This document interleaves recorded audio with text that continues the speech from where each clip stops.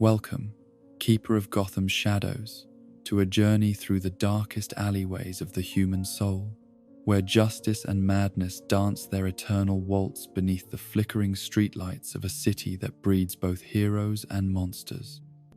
Tonight, we shall explore the complete chronicles of Harvey Dent, the man who became Two-Face, tracing every step of his descent from Gotham's White Knight into its most tragic villain. Let the rhythm of coin flips and the whisper of courtroom gavels carry you into peaceful slumber as we unfold this tale of duality, where good and evil wage war within a single tormented mind. In the beginning, before the acid scarred both flesh and soul, before the coin became master and the man became slave to chance, there existed a child whose earliest memories were painted in shades of violence and fear. Harvey Dent entered the world not in the sterile safety of Gotham General Hospital, but in the cramped, desperate quarters of the city's East End, where poverty and brutality were as common as the rats that scurried through tenement walls and the sirens that wailed through endless nights of urban decay. The house where Harvey spent his formative years was a monument to dysfunction,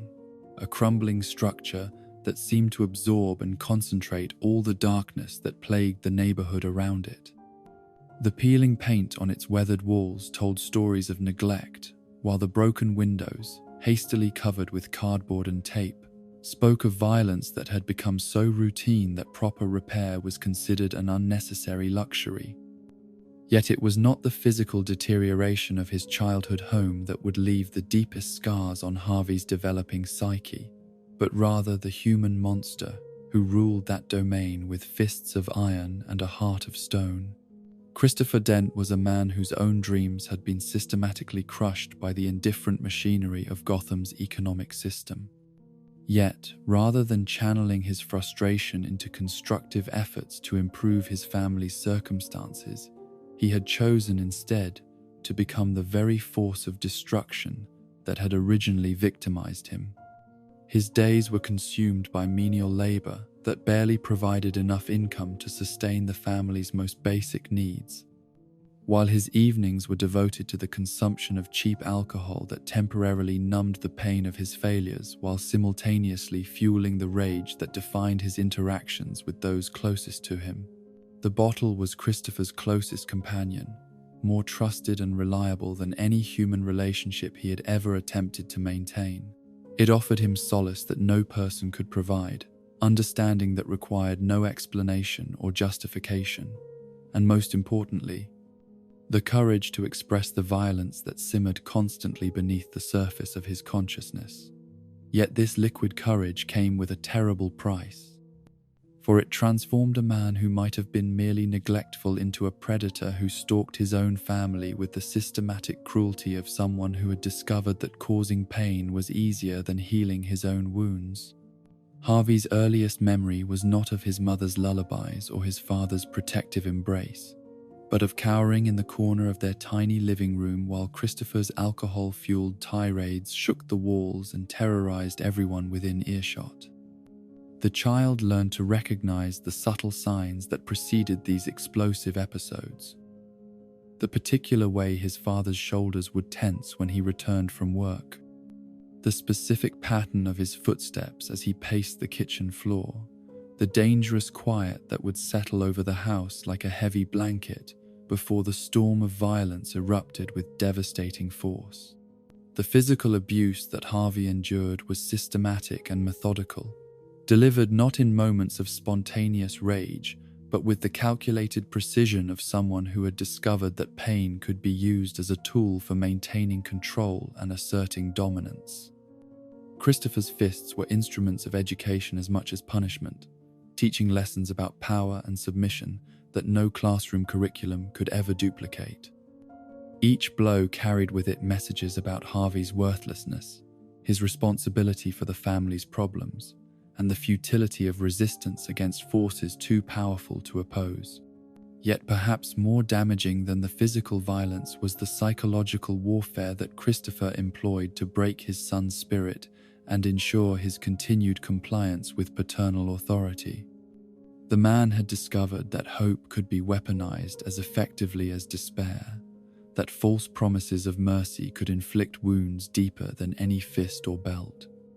It was this insight that led to the creation of the ritual that would eventually define Harvey's entire relationship with chance, choice, and the illusion of control over one's own destiny.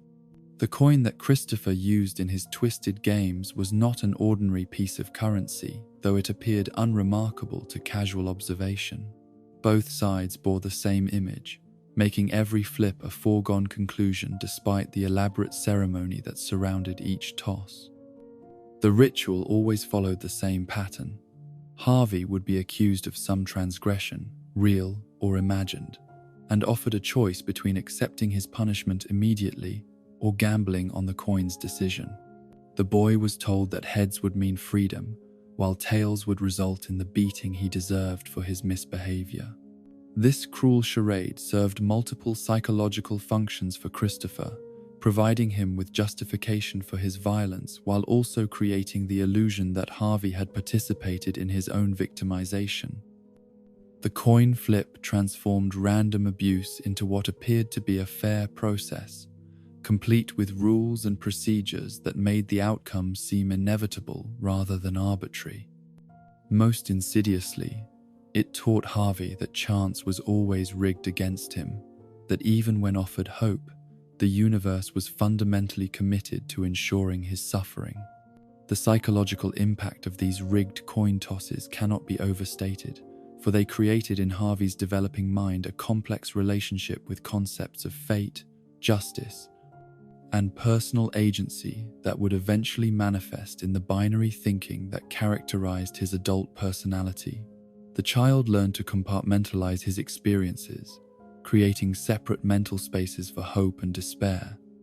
for the self that believed in fairness and the self that understood the world to be fundamentally corrupt and hostile.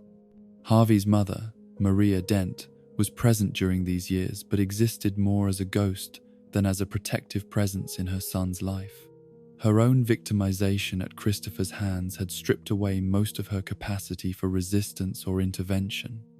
leaving her a hollow shell who moved through the house like a spectre haunting the scene of her own destruction. The woman who should have been Harvey's primary source of comfort and protection had been so thoroughly broken by her husband's systematic cruelty that she could barely maintain her own survival, let alone shield her child from the violence that defined their daily existence. The few attempts that Maria made to protect Harvey only served to redirect Christopher's rage temporarily, rather than eliminating it entirely. Her interventions taught the boy that love was dangerous, that caring about someone made them vulnerable to punishment, and that the desire to help others often resulted in increased suffering for all involved.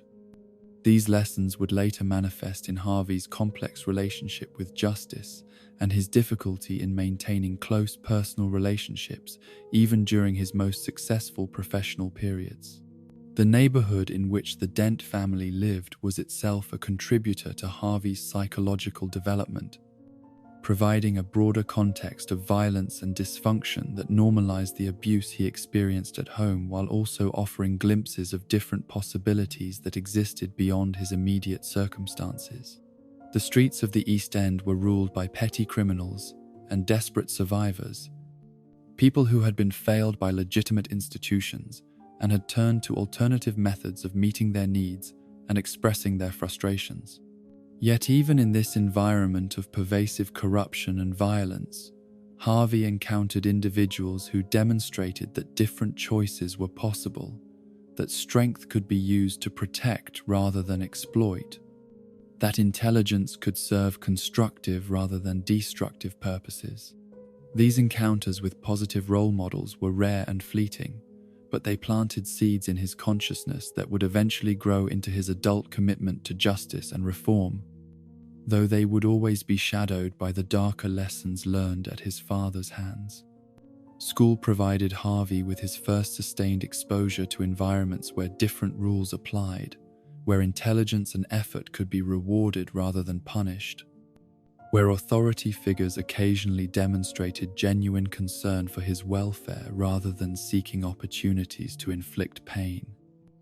His teachers quickly recognized that beneath the surface of a troubled child from a difficult background lay exceptional intellectual capabilities and a hunger for knowledge that could be channeled toward positive outcomes if properly nurtured and supported. The academic success that Harvey achieved, despite his traumatic home life, became a source of both pride and guilt, demonstrating to him that escape from his circumstances was theoretically possible, while also highlighting the tragic waste that his family situation represented. His high grades and recognition from educators provided temporary respite from the messages of worthlessness that Christopher delivered so consistently, yet they also created new sources of tension and conflict when his achievements were perceived as threats to paternal authority. Christopher's response to Harvey's academic success was complex and contradictory, mixing pride in his son's accomplishments with resentment toward the opportunities and recognition that education provided. The man who had been denied his own chances for advancement could not bear to watch his child succeed where he had failed, leading to increased violence and psychological abuse designed to prevent Harvey from developing the self-confidence necessary to pursue opportunities that might lead him away from the family's dysfunction. The scholarship opportunities that Harvey's academic performance eventually generated represented both salvation and source of terror, offering pathways to college and professional success that seemed almost too good to be true. The boy had learned to be suspicious of hope, to assume that any apparent good fortune would eventually reveal itself to be another form of the cruel games that had defined his childhood experience. Yet the desire to escape, to build a life different from the one that had been imposed upon him, proved stronger than his learned helplessness and fear.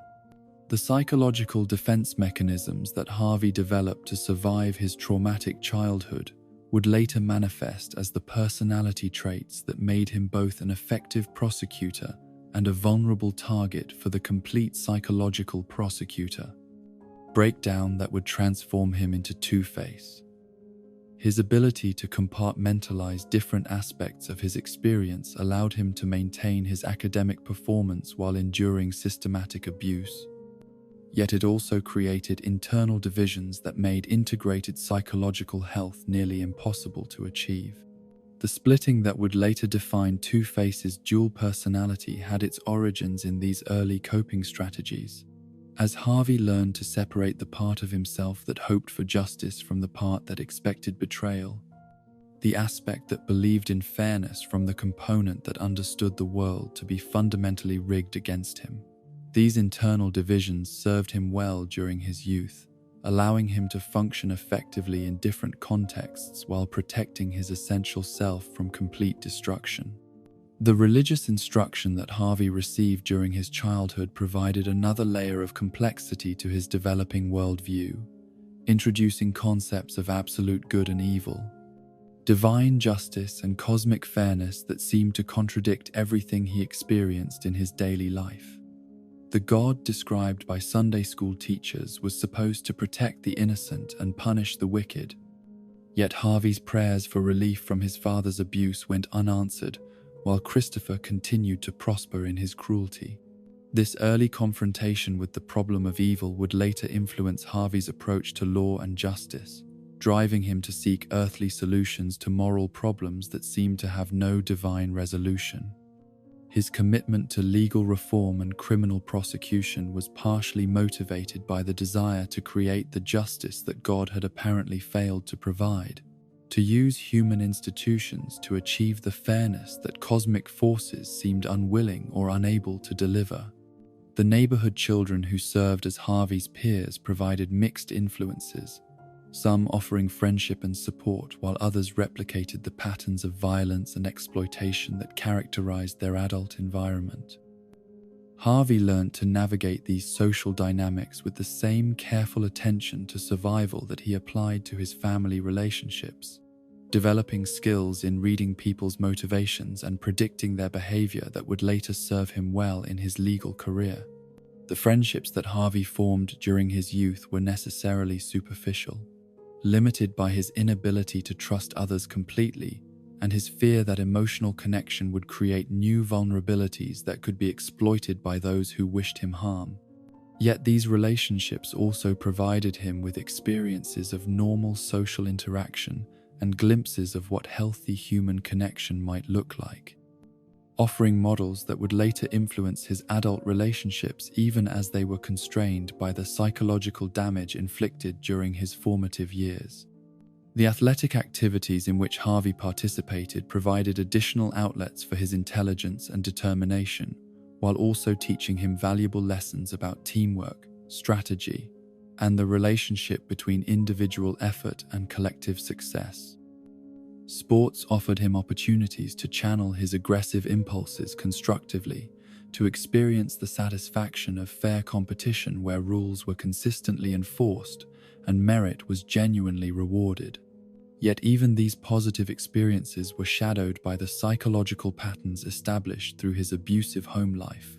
as Harvey found it difficult to celebrate victories or accept praise without waiting for the inevitable punishment or reversal that his experience had taught him to expect.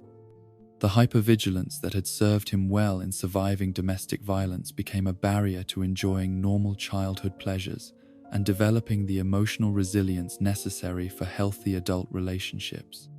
The part-time jobs that Harvey took during his teenage years provided him with his first tastes of economic independence and adult responsibility, while also exposing him to different models of authority and workplace dynamics.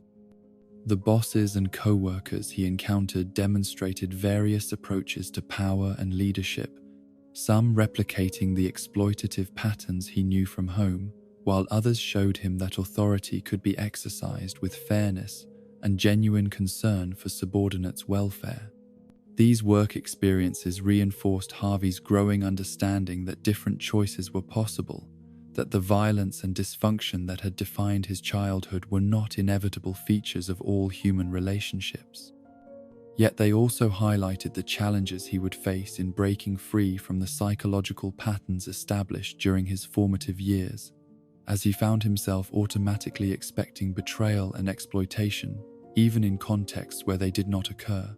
The money that Harvey earned through his teenage employment was carefully saved and hidden, representing both practical preparation for his eventual escape from his family situation and symbolic proof that different outcomes were possible through sustained effort and intelligent planning. Yet the need to conceal his earnings from his father's knowledge created additional stress and reinforced his understanding that independence would require constant vigilance and strategic thinking. The college applications that Harvey completed during his senior year of high school represented the culmination of his childhood dreams and the beginning of his adult identity as someone who could transcend his origins through education and professional achievement. Yet the process of applying for admission and financial aid also forced him to confront the reality of his family dysfunction and the ways that his traumatic background might be perceived by institutions and individuals who had never experienced such circumstances. The acceptance letters and scholarship offers that eventually arrived seemed almost miraculous to someone who had learned to expect disappointment and betrayal. Yet Harvey's response was tempered by the awareness that success would require him to leave behind everything familiar, even the familiar pain that had shaped his identity. The prospect of starting over in a new environment where no one knew his history was both liberating and terrifying, offering opportunities for reinvention while also eliminating the psychological defenses that had enabled his survival. As Harvey prepared to leave Gotham for college, he made what would prove to be a fateful decision, rather than completely severing ties with his past. He chose to take with him the two-headed coin that his father had used in those cruel childhood games. At the time, this seemed like a gesture of defiance, a way of reclaiming a symbol of his victimization and transforming it into evidence of his survival and ultimate triumph over the circumstances that had sought to destroy him. The coin represented more than mere memento, however, for it carried within its metallic form all the psychological programming that had been embedded during those traumatic childhood experiences. The lessons about rigged games and false choices, about the illusion of agency in circumstances controlled by others, about the fundamental unfairness of existence masked by ceremonies that pretended to offer hope while delivering only despair. These teachings lay dormant within the coin's symbolic power, waiting for the right combination of stress and trauma to reawaken and reclaim their hold over Harvey's consciousness. The young man who left Gotham's East End for the halls of higher education carried within himself all the contradictions that would eventually tear him apart. The brilliant mind that sought justice and the damaged psyche that expected betrayal, the compassionate heart that wanted to protect others and the survival instincts that whispered of the necessity of striking first, the idealistic vision of a fair world and the hard-earned knowledge that fairness was a luxury that only the powerful could afford to offer and only the naive would dare to expect. In taking that coin with him as he embarked upon his adult life, Harvey Dent had unknowingly ensured that no matter how far he traveled from his father's house, no matter how successful he became or how many lives he touched with his pursuit of justice, the seeds of his own destruction would always remain within reach, waiting for the moment when stress and trauma would provide the perfect conditions for their germination. The boy who had survived Christopher Dent's cruelty had grown into a man of remarkable achievement and noble purpose. Yet the psychological programming embedded during those formative years remained as powerful and dangerous as ever, requiring only the right trigger to transform Gotham's future White Knight into the city's most tragic and terrifying villain. The young man who emerged from the crucible of his traumatic childhood carried within himself a burning conviction that the world could be transformed through the application of intelligence, dedication, and unwavering moral principle. Harvey Dent's arrival at Gotham University marked not merely the beginning of his formal education, but the first chapter in what he believed would be an epic tale of redemption, not just for himself, but for the entire corrupt system that had created the conditions of his suffering and the suffering of countless others who lacked his advantages and opportunities. The scholarship that had secured his admission was more than financial assistance. It was validation of his deepest beliefs about merit and justice, proof that excellence could triumph over circumstances, that individual worth could transcend social origins. The dormitory room that became his new home was spartanly furnished, but felt like a palace to someone who had spent his formative years in the shadow of violence and unpredictability. Here, for the first time in his memory, Harvey could sleep without listening for footsteps in the hallway, could study without fear of interruption by drunken rage, could dream without the constant undertone of anticipated pain. His academic performance was nothing short of spectacular, a blazing demonstration of intellectual capability that had been forged in the fires of adversity and tempered by the discipline that comes from understanding that failure was not merely disappointing, but potentially catastrophic. Harvey approached his studies with the intensity of someone who understood that education was not a privilege to be enjoyed, but a weapon to be mastered, a tool that could be used to reshape reality according to the demands of justice and reason. The pre-law curriculum that Harvey pursued was carefully chosen to provide him with the broadest possible foundation for his intended career in the legal profession. Yet his course selections also reflected deeper psychological needs that had been created by his traumatic childhood experiences. Philosophy classes allowed him to explore questions about the nature of justice and moral obligation that had haunted him since his earliest encounters with his father's arbitrary cruelty, while history courses provided him with examples of how legal systems could evolve to become more fair and effective instruments of social progress. His professors quickly recognized Harvey as an exceptional student whose contributions to class discussions demonstrated not only mastery of assigned materials but genuine passion for the subjects under consideration.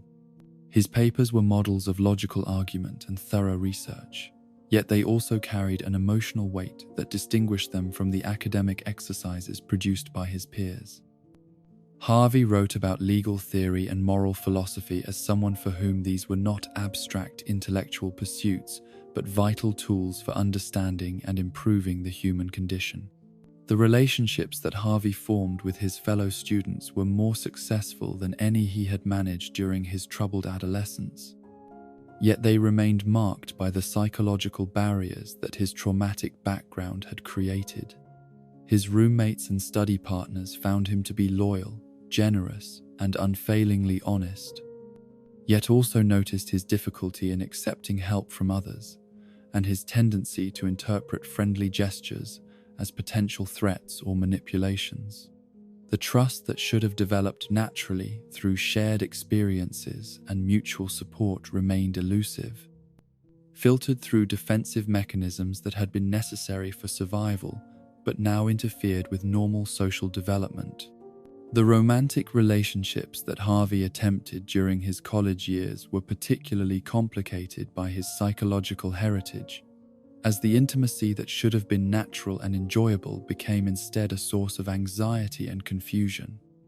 The young women who expressed interest in him were drawn to his intelligence and intensity, his obvious dedication to noble purposes, and his carefully controlled but evident strength. Yet Harvey found it nearly impossible to believe that their attraction was genuine rather than calculated, that their affection was freely given rather than strategically deployed for purposes he could not yet discern. The summer internships that Harvey secured at various legal organizations provided him with his first exposure to the practical workings of the justice system that he hoped to reform and improve. These experiences were simultaneously inspiring and disillusioning, revealing both the genuine good that dedicated lawyers could accomplish and the systematic failures that allowed injustice to flourish even within institutions supposedly designed to prevent it.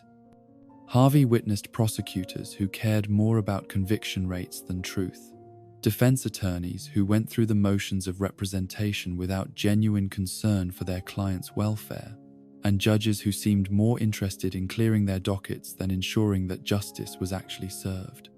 Yet these early encounters with legal system corruption only strengthened Harvey's determination to become the kind of lawyer who could make a difference, who could use the tools of the profession to achieve the justice that had been denied to him and countless others. He began developing the prosecutorial philosophy that would later make him famous, an approach that combined aggressive pursuit of criminal convictions with scrupulous attention to ethical boundaries and genuine concern for victims' rights and community safety. The law school admission test that Harvey took during his senior year was approached with the same meticulous preparation that he applied to every significant challenge. Yet, the psychological pressure he placed upon himself was almost unbearable. This single examination would determine whether his dreams of legal education and eventual prosecution career could become reality, or whether financial limitations and institutional barriers would force him to abandon his aspirations and accept a more modest fate. The score that Harvey achieved was among the highest in the nation, opening doors to the most prestigious law schools and providing him with scholarship opportunities that would make his continued education financially feasible. Yet his response to this triumph was tempered by the psychological patterns established during his childhood, as he found himself unable to celebrate the achievement without waiting for the inevitable reversal or punishment that his experience had taught him to expect. The law school that Harvey ultimately chose was selected not merely for its academic reputation, but for its commitment to public service and its tradition of producing graduates who used their legal education to serve the common good, rather than merely advancing their own financial interests. The decision represented both practical career planning and deeper psychological need to align his professional development with the values that had sustained him through his difficult early years. The first year of law school tested Harvey's intellectual capabilities and psychological resilience in ways that even his traumatic childhood had not fully prepared him to handle. The Socratic method employed by his professors required students to think quickly under pressure while defending their positions against aggressive questioning, skills that Harvey's survival instincts had already partially developed, but which needed refinement and channeling toward constructive rather than defensive purposes. His criminal law courses were particularly meaningful to Harvey, providing him with systematic understanding of the legal principles that governed the prosecution and punishment of the kinds of people who had made his childhood a nightmare of fear and uncertainty. The doctrines of criminal responsibility and the procedures designed to ensure fair trials took on personal significance for someone who had experienced firsthand the consequences of unchecked power and arbitrary authority. The constitutional law classes that Harvey took during his second year provided him with broader perspective on the relationship between individual rights and governmental authority, between the need for social order and the protection of personal liberty. These subjects resonated deeply with someone whose earliest political consciousness had been shaped by his father's tyrannical rule over their household, and his gradual understanding that legitimate authority was supposed to operate according to different principles. The moot court competitions in which Harvey participated allowed him to develop the oral advocacy skills that would later make him such an effective prosecutor, while also providing him with opportunities to argue both sides of legal disputes and develop appreciation for the complexity of most legal questions. These exercises taught him that justice was rarely simple or obvious, that reasonable people could disagree about the proper resolution of difficult cases, and that the adversarial system depended upon skilled advocates presenting the strongest possible arguments for their respective positions. The clinical legal education program that Harvey joined during his third year provided him with his first opportunities to represent actual clients and handle real legal problems under the supervision of experienced attorneys. The cases he worked on were primarily involving indigent defendants and civil rights violations, exposing him to the human faces behind legal abstractions, while also demonstrating the ways that systemic inequality could deny justice to those who lacked resources and political influence. The thesis that Harvey wrote for his law review article examined the relationship between prosecutorial discretion and democratic accountability, exploring the ways that elected district attorneys could use their positions to advance broad policy goals while still respecting the rights of individual defendants. The paper demonstrated both his mastery of legal doctrine and his developing vision of how the prosecutor's office could serve as an instrument of social reform and community protection. The job interviews that Harvey conducted during his final semester of law school were approached with the same strategic thinking that had guided his educational choices, yet they also reflected his growing confidence in his ability to contribute meaningfully to the legal profession. The offers he received from prestigious firms and government agencies validated his academic achievements while also presenting him with choices about the direction his career would take. The decision to return to Gotham City and seek employment in the prosecutor's office was motivated by both practical considerations and deeper psychological needs that had been shaped by his origins and experiences. Gotham was where the problems that had motivated his legal education were most acute, where the need for reform was most obvious, and where his particular background and insights would be most valuable in addressing the underlying causes of crime and social dysfunction.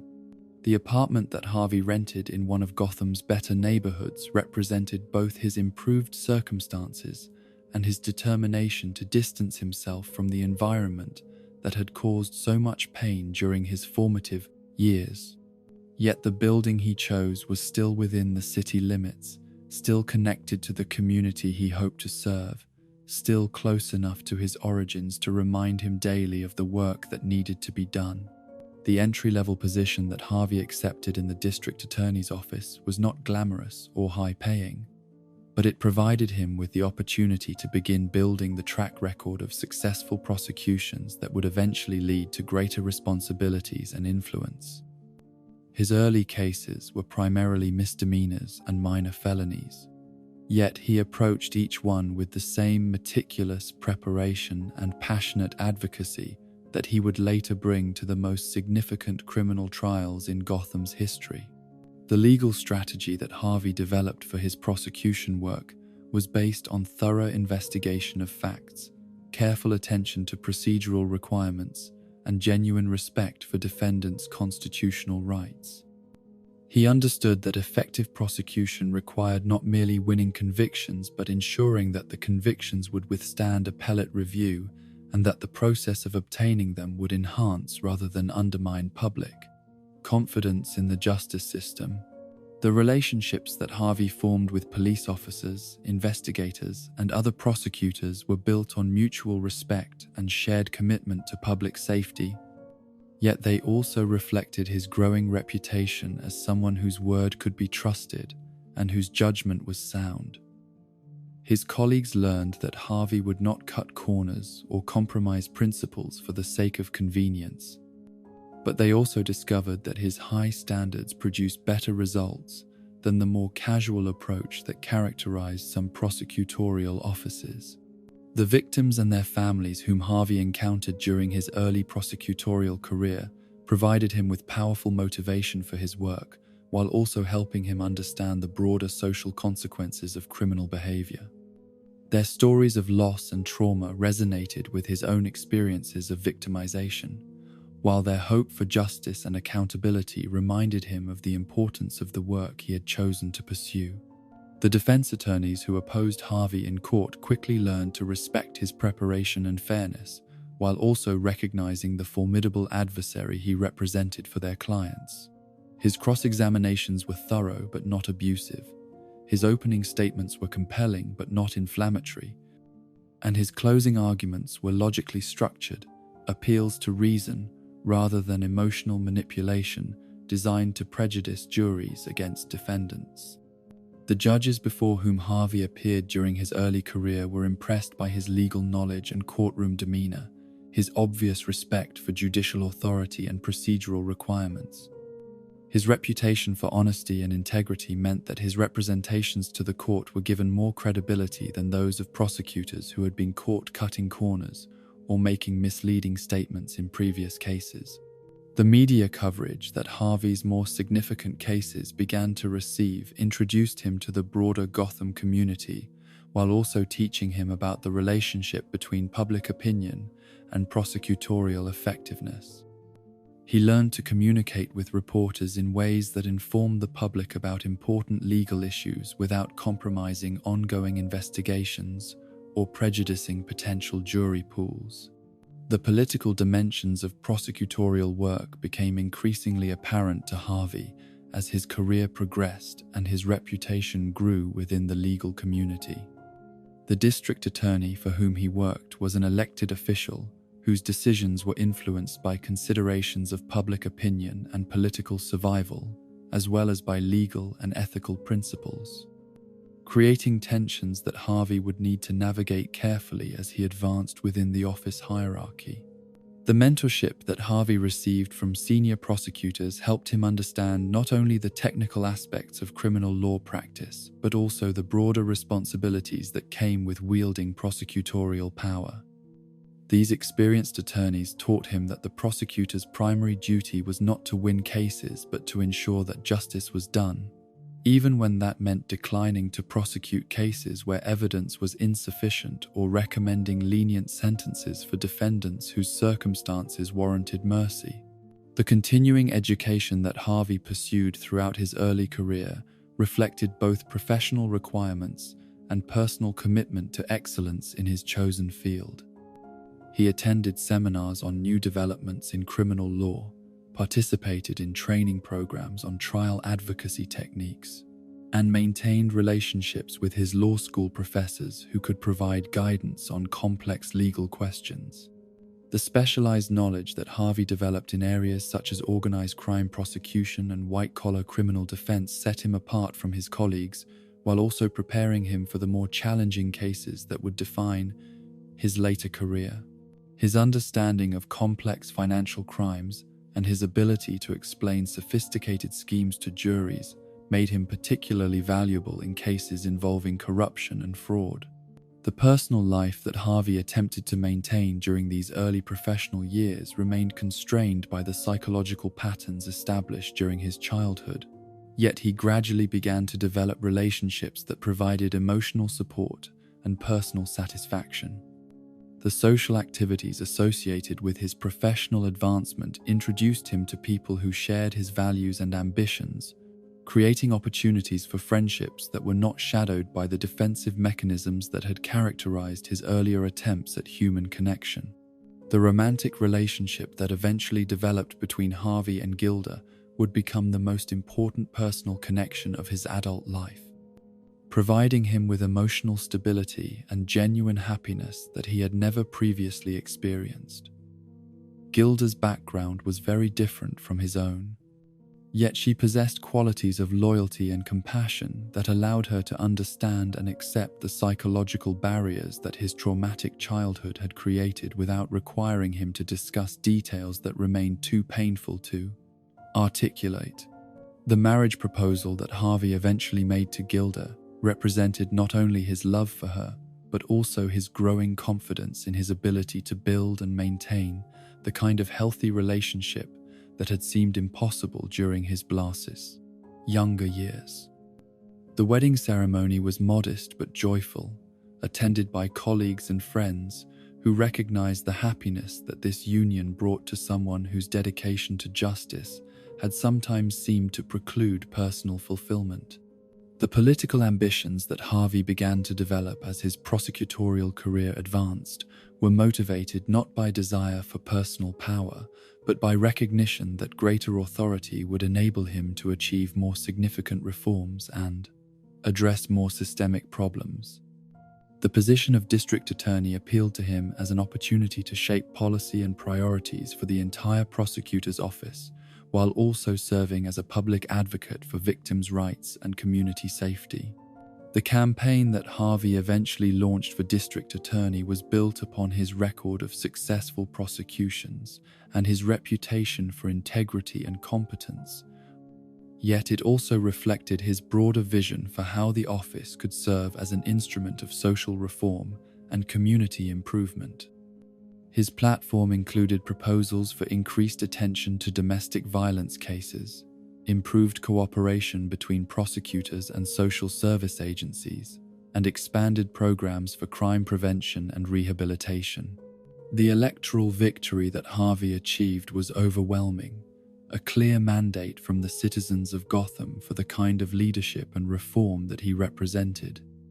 The inauguration ceremony was attended by hundreds of supporters who shared his hope that the prosecutor's office could become a more effective force for justice and community protection, while also serving as a model for similar reforms in other jurisdictions. The transition from line prosecutor to elected district attorney required Harvey to develop new skills in administration and public relations, while also maintaining the legal expertise and courtroom effectiveness that had built his B's reputation. The staff that he inherited included both dedicated professionals who shared his vision and political appointees whose loyalty to previous administrations created potential sources of resistance to the changes he hoped to implement. The early months of Harvey's tenure as district attorney were marked by significant achievements in both high-profile cases and systemic reforms that improved the office's overall effectiveness. His success in prosecuting corrupt politicians and organized crime figures earned him national recognition, while also demonstrating to Gotham's citizens that their new district attorney possessed both the courage and capability necessary to take on the most powerful and dangerous criminals. The media attention that Harvey's achievements attracted transformed him from a local prosecutor into a national figure whose opinions on criminal justice issues were sought by reporters and policymakers throughout the country. The nickname, Gotham's White Knight, that journalists began using to describe him reflected both his reputation for integrity and the public's hope that he could lead their city away from the corruption and violence that had plagued it for generations. Yet, even as Harvey basked in the satisfaction of professional success and public acclaim, the psychological foundations that his traumatic childhood had created remained unchanged beneath the surface of his achievements. The coin that he had carried with him from his father's house remained in his possession, a seemingly harmless memento that retained all its original psychological programming, waiting for the right combination of stress and trauma to reawaken its power over his consciousness and transform Gotham's White Knight into the city's most tragic and dangerous villain. The confidence that Harvey projected during his early years as district attorney was genuine but fragile, built upon achievements that could be lost as quickly as they had been gained, dependent upon circumstances that remained largely beyond his control despite his position of apparent authority and influence. The man who had survived his father's cruelty and transformed himself into an agent of justice carried within himself the seeds of his own destruction, psychological programming that no amount of success could eliminate and no degree of public acclaim could permanently suppress. The emergence of Batman in Gotham City was not a gradual phenomenon that allowed the established order time to adjust and accommodate, but rather a sudden disruption that challenged every assumption about justice, law enforcement, and the proper relationship between citizens and their protectors. The first reports of a costumed vigilante operating in the shadows reached Harvey Dent's office through the same channels that brought news of ordinary crimes. Yet there was nothing ordinary about the implications of what these initial encounters suggested about Gotham's future and the role that traditional law enforcement would play in that transformed landscape. Harvey's initial reaction to the Batman reports was skeptical, bordering on dismissive, the response of a rational prosecutor who had built his career on evidence and procedure rather than sensationalism and urban legends. The stories that filtered through police channels seemed too fantastic to be credible, tales of a figure who moved through the night with superhuman stealth,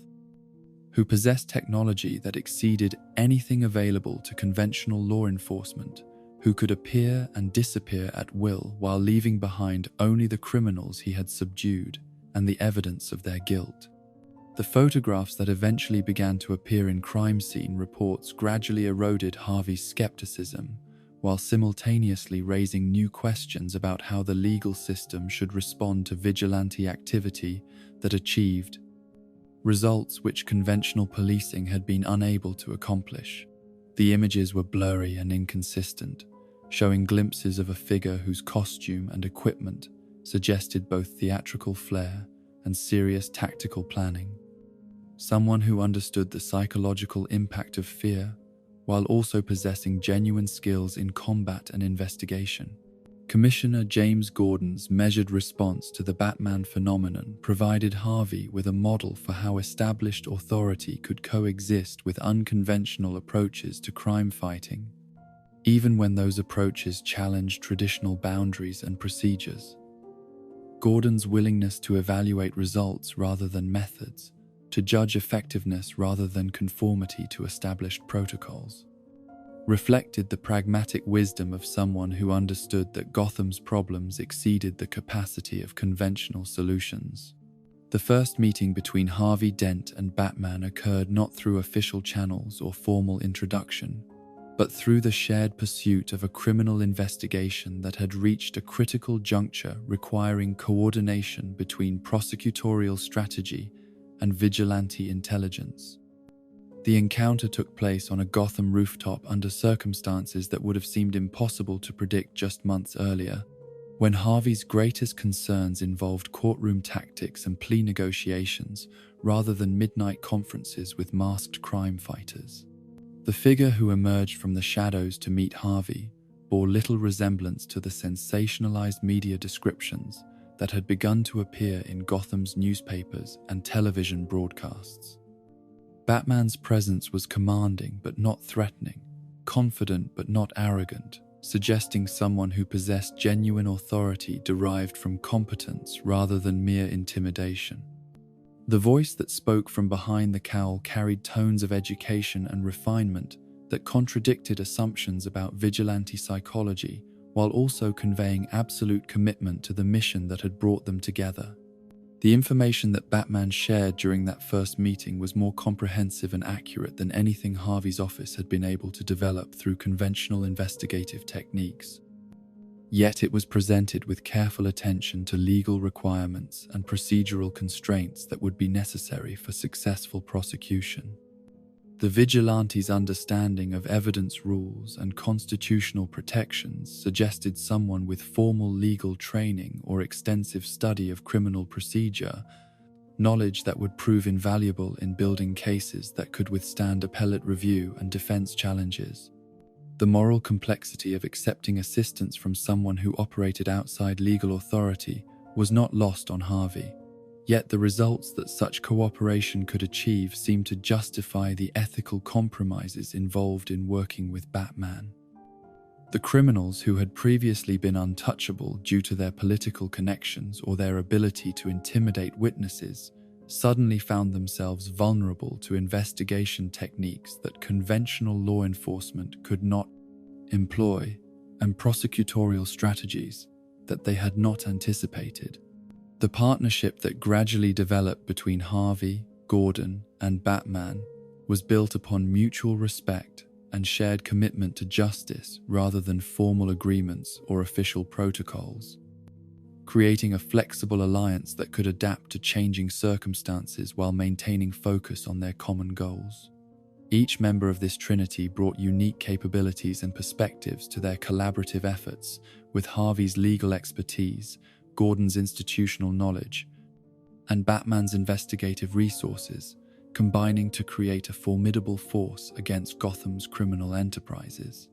The organized crime families that had previously operated with relative impunity in Gotham found themselves facing coordinated pressure from multiple directions. As traditional law enforcement techniques were supplemented by intelligence gathering and evidence collection methods that exceeded their capacity to counter or corrupt. The Falcone and Moroni organizations, which had maintained their positions through careful cultivation of political relationships and systematic intimidation of potential witnesses, discovered that their established defensive strategies were inadequate against opponents who could not be bought or threatened. The Holiday Killer case that emerged during this period of unprecedented cooperation between official and unofficial law enforcement presented challenges that required all three allies to operate at peak effectiveness, while also testing the limits of their trust and coordination. The serial murders that targeted members and associates of Gotham's crime families followed patterns that suggested someone with inside knowledge of their operations, yet also displayed a level of tactical sophistication that exceeded ordinary criminal capability. Harvey's role in the Holiday investigation required him to balance his prosecutorial responsibilities with his growing commitment to the unconventional alliance that had produced such remarkable results in other cases. The legal implications of using evidence gathered through vigilante methods were significant, yet the alternative of allowing the killer to continue operating while building cases through conventional techniques seemed to guarantee additional victims and prolonged terror for the entire community. The psychological pressure that the Holiday case placed upon Harvey was compounded by its personal dimensions, as some of the victims were individuals whose prosecution he had been preparing, and whose deaths eliminated key witnesses in ongoing criminal proceedings. The killer's apparent knowledge of prosecutorial strategy and timing suggested someone with access to information that should have been available only to law enforcement personnel, creating suspicions and paranoia that threatened to undermine the trust that had made the alliance effective. The warehouse operation that Harvey joined Batman in conducting represented a significant escalation in his willingness to participate directly in vigilante activities rather than merely providing prosecutorial support for their results. The decision to burn Carmine Falcone's money was both tactically sound and symbolically powerful, demonstrating that the crime boss's wealth could not protect him from consequences while also sending a message to other criminal enterprises about their vulnerability to similar attacks. The bomb that nearly killed Harvey and Gilda in their own home marked the point at which the Holiday case became personal rather than merely professional, transforming Harvey's commitment to justice from abstract principle into desperate necessity for survival and revenge. The attack demonstrated that their enemies were willing to target family members and innocent bystanders in their efforts to protect their criminal enterprises, escalating the conflict beyond the boundaries that had previously constrained both sides. The investigation techniques that Harvey employed in his search for the holiday killer became increasingly aggressive and legally questionable, reflecting the psychological pressure he was experiencing and his growing frustration with the limitations that procedural requirements placed upon his ability to achieve results. His willingness to bend rules and ignore constitutional protections created tensions with Gordon and Batman, who recognized the dangerous precedent that such methods could establish.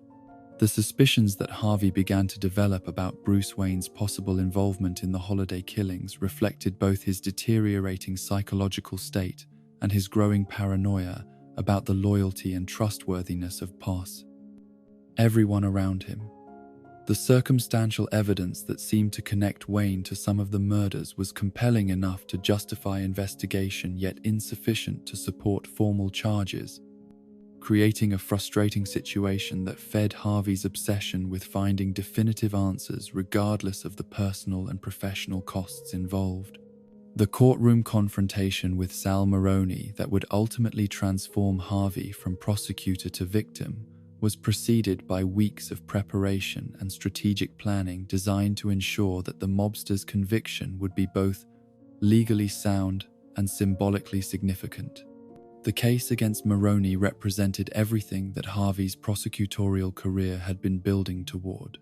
An opportunity to demonstrate that even the most powerful criminals could be held accountable for their actions when faced with determined law enforcement and uncompromising prosecution. The security arrangements for Moroni's trial reflected awareness that the defendant and his associates would attempt to disrupt the proceedings through intimidation or violence, yet the specific threat that materialized was one that conventional protective measures had not anticipated. The acid that Moroni concealed and deployed during the trial was not detected by metal detectors or visual inspection, representing a form of weapon that security protocols had not been designed to prevent. The moment of the attack itself unfolded with surreal clarity that would be etched permanently into Harvey's memory, a sequence of events that seemed to occur in slow motion yet was over in seconds, leaving devastating consequences that would reshape his entire existence. The sight of Moroni's hand reaching into his jacket, the liquid arcing through the air, the searing pain as acid made contact with flesh, the screams of spectators and the chaos that erupted throughout the courtroom all combined into a traumatic experience that would serve as the catalyst for Harvey's complete psychological transformation. The immediate aftermath of the attack was a blur of emergency medical treatment, police investigation, and media coverage that transformed Harvey from prosecutor into victim, from hunter into hunted, from symbol of justice into reminder of its limitations and vulnerability. The physical pain of his injuries was matched by the psychological trauma of realizing that his commitment to justice had made him a target for revenge, that his success in prosecuting criminals had ultimately led to his own destruction. The hospital stay that followed provided Harvey with time to contemplate the implications of what had happened to him, while also beginning the difficult process of adjusting to his altered appearance and its impact upon his personal and professional relationships. The reactions of visitors and medical staff to his disfigurement offered preview of the social challenges he would face as he attempted to rebuild his life, while the constant pain from his injuries served as perpetual reminder of how completely his circumstances had changed. The psychological evaluation that Harvey underwent during his recovery revealed the extent to which the trauma had affected his mental state, though the full implications of the damage would not become apparent until much later. The splitting that had begun as a coping mechanism during his childhood had been reactivated and intensified by the acid attack, creating internal divisions that would eventually manifest as the dual personality that characterized Two-Face.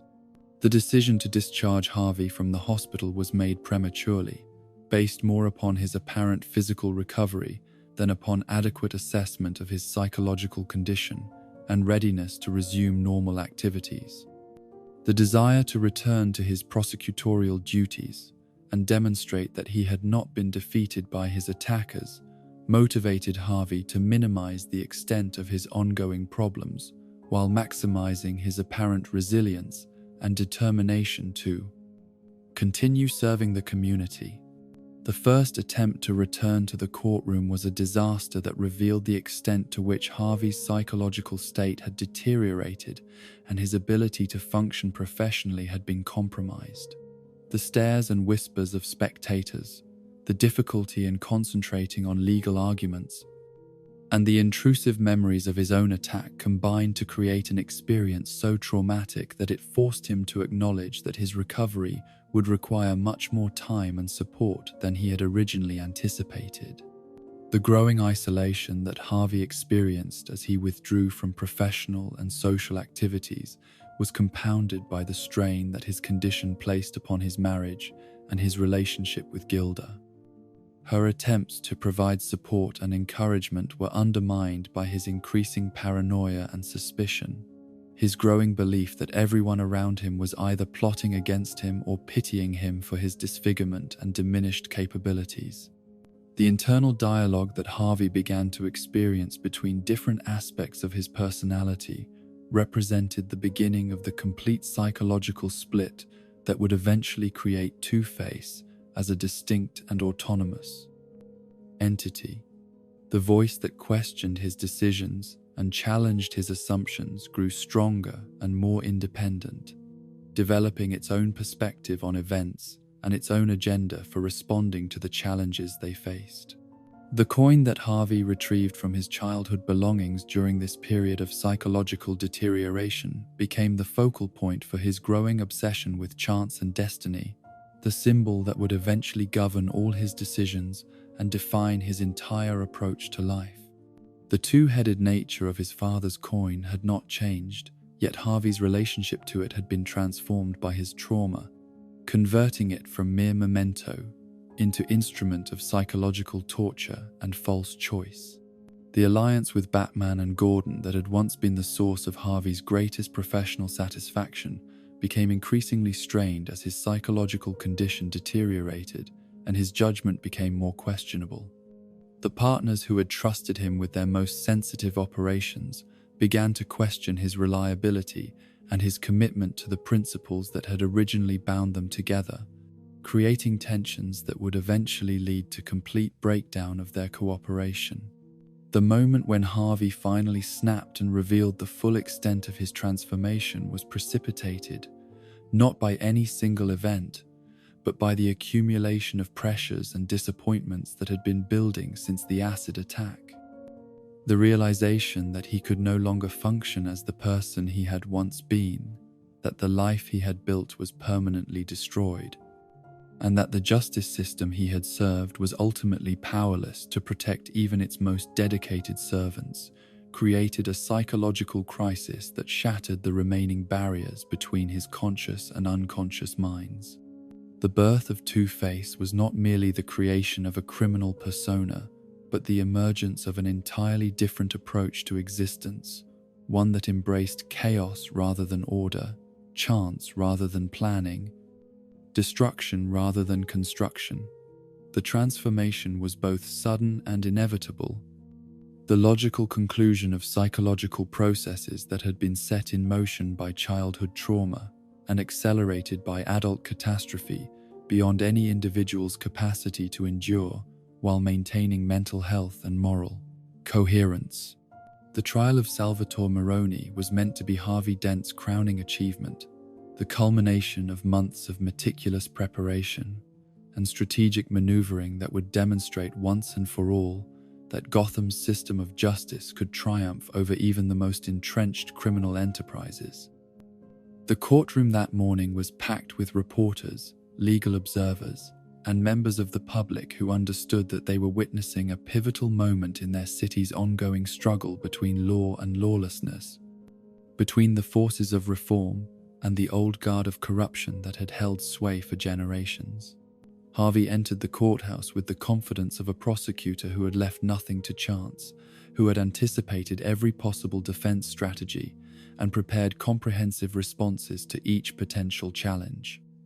His case against Moroni was built upon testimony from witnesses who had been carefully protected, documentary evidence that had been authenticated through multiple sources, and a legal theory that connected individual crimes to broader patterns of racketeering and conspiracy that would ensure maximum sentences upon conviction.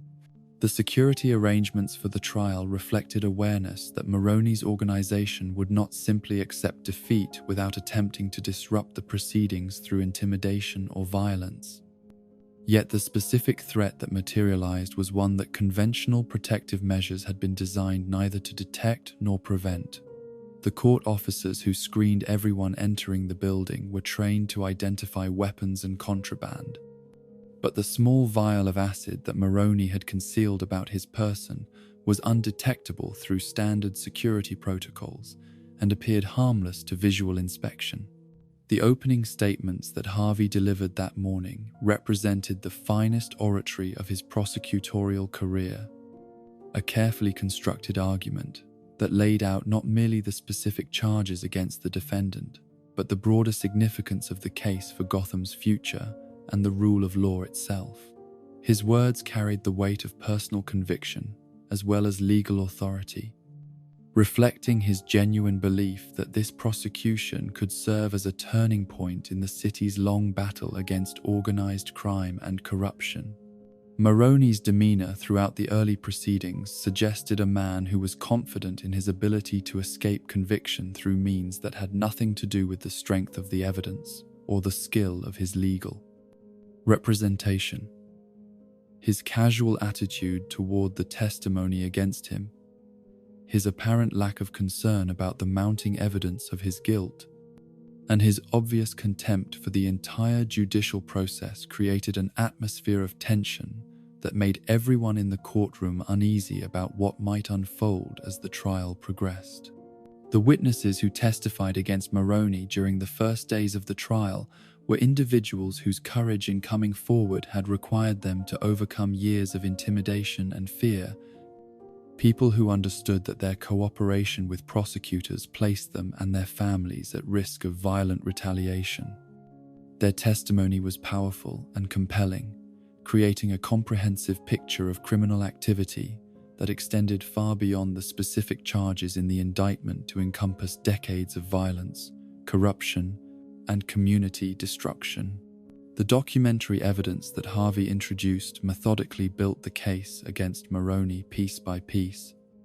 creating an overwhelming accumulation of proof that even the most skilled defense attorney would have difficulty challenging effectively. Bank records, surveillance photographs, intercepted communications,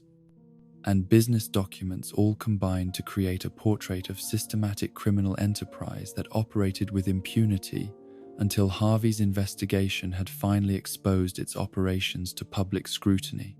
The cross-examination techniques that Harvey employed during the defense's presentation were restrained but devastatingly effective, demonstrating his mastery of courtroom procedure while also revealing the weaknesses and contradictions in the testimony offered on Moroni's behalf. His questions were precisely targeted to expose lies and inconsistencies without appearing to badger witnesses or engage in the kind of theatrical grandstanding that sometimes characterized high-profile criminal trials. The psychological pressure that the trial placed upon Harvey was enormous, representing not merely another case in his prosecutorial career, but a defining moment that would determine whether his vision of justice could triumph over the forces of corruption and violence that had plagued Gotham for so long. The weight of public expectation, media attention, and his own personal investment in the outcome created stresses that tested his professional composure and emotional stability. Gilda's presence in the courtroom during critical portions of the trial provided Harvey with emotional support, while also serving as a reminder of what he had to lose if Moroni's associates decided to escalate their campaign of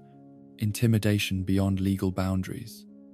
Her obvious pride in his achievements was tempered by concern about the risks he was taking and the potential consequences that successful prosecution of such a dangerous criminal might bring upon their family.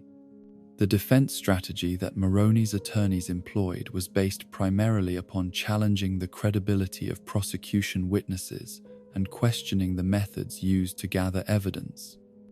Typical approaches that had proven successful in previous cases where law enforcement had cut corners or relied upon testimony from unreliable sources. Yet Harvey's meticulous preparation and ethical approach to evidence gathering had eliminated most of the vulnerabilities that defense counsel hoped to exploit. The jury selection process had been conducted with particular care to ensure that panel members could evaluate evidence objectively, despite the extensive media coverage that the case had received and the intimidation efforts that had been directed toward potential jurors. The individuals who were ultimately chosen represented a cross-section of Gotham's population who had demonstrated both the courage to serve and the judgment necessary to render a fair verdict based upon evidence rather than emotion or prejudice. The closing arguments that Harvey prepared for the final phase of the trial were designed to synthesize all the evidence and testimony into a compelling narrative that would leave no doubt about Moroni's guilt, while also emphasizing the broader significance of the case for Gotham's future. His summation would not merely ask for conviction on the specific charges, but would call upon the jury to send a message that organized crime could no longer operate with impunity in their city.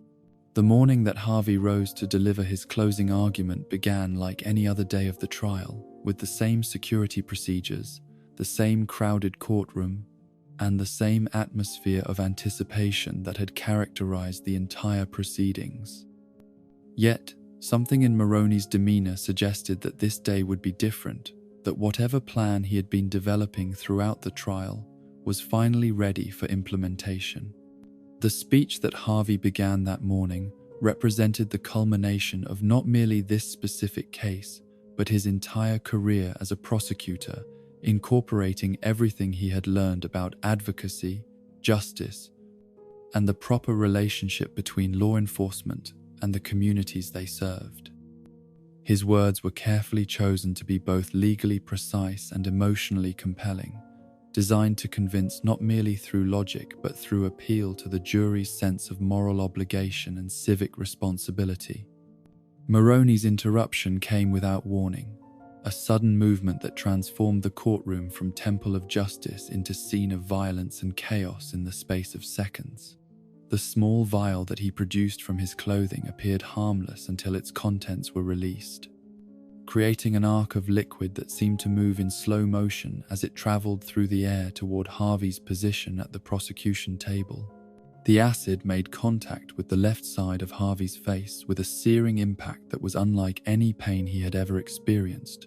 a burning sensation that penetrated through skin and muscle to reach nerve endings that sent messages of agony throughout his entire nervous system.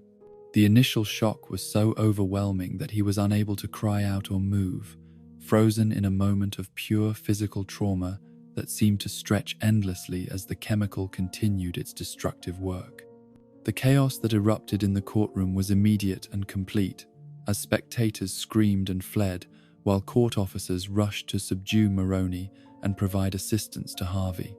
The confusion and panic made it impossible for anyone to respond effectively to the emergency, creating precious seconds of delay during which the acid continued to burn while Harvey remained helpless to protect himself or seek treatment. The emergency medical technicians who responded to the scene were trained to handle various forms of trauma, yet the specific nature of Harvey's injuries required specialized treatment that was not immediately available in the courthouse medical facilities. The decision to transport him to Gotham General Hospital was made quickly, but the journey through the city's traffic-clogged streets seemed to take forever, while Harvey drifted in and out of consciousness, aware primarily of the constant pain that had become the defining feature of his existence. The medical treatment that Harvey received during his first hours at the hospital was focused primarily upon neutralizing the remaining acid and preventing further tissue damage.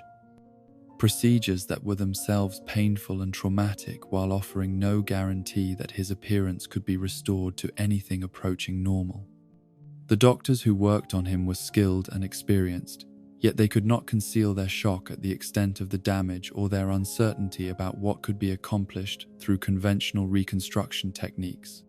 The psychological impact of Harvey's injuries was as profound as their physical effects, though this dimension of his trauma was less immediately apparent to the medical staff who focused primarily upon treating his visible wounds. The attack had not merely damaged his appearance, but had shattered his sense of security and his faith in the justice system's ability to protect those who served it most faithfully and courageously. Gilda's vigil at Harvey's bedside during those critical first days revealed both the depth of her love for him and the magnitude of the challenge that their marriage would face as they attempted to rebuild their lives. Together, her reaction to his altered appearance was carefully controlled, yet Harvey could see in her eyes the shock and grief that she was struggling to conceal, emotions that added to his own sense of loss and despair. The media coverage of the attack transformed Harvey overnight from prosecutor to victim, from symbol of justice to reminder of its vulnerability and limitations.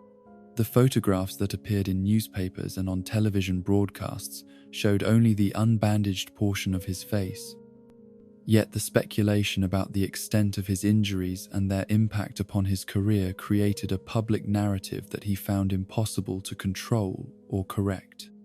The flowers, cards, and messages of support that poured into the hospital demonstrated the genuine affection and respect that Harvey had earned from the Gotham community. Yet these expressions of sympathy also served as constant reminders of what he had lost and what he could never recover. The well-wishers who visited his room struggled to maintain normal conversation while avoiding direct reference to his condition, creating interactions that were simultaneously comforting and painful. The pain medication that Harvey required during his recovery created additional complications by affecting his ability to think clearly and make rational decisions about his treatment and his future. The drugs that provided relief from physical suffering also induced psychological effects that made it difficult for him to evaluate his situation objectively or plan for the long-term challenges he would face. The first time that Harvey saw his reflection in a mirror was a moment of psychological trauma that equaled the original physical attack in its impact upon his sense of identity and self-worth. The face that looked back at him was not merely damaged but transformed into something that seemed to belong to a stranger, a grotesque caricature that bore little resemblance to the person he had once been. The reconstructive surgery that the medical team proposed offered the possibility of improvement but no guarantee of restoration to his previous appearance,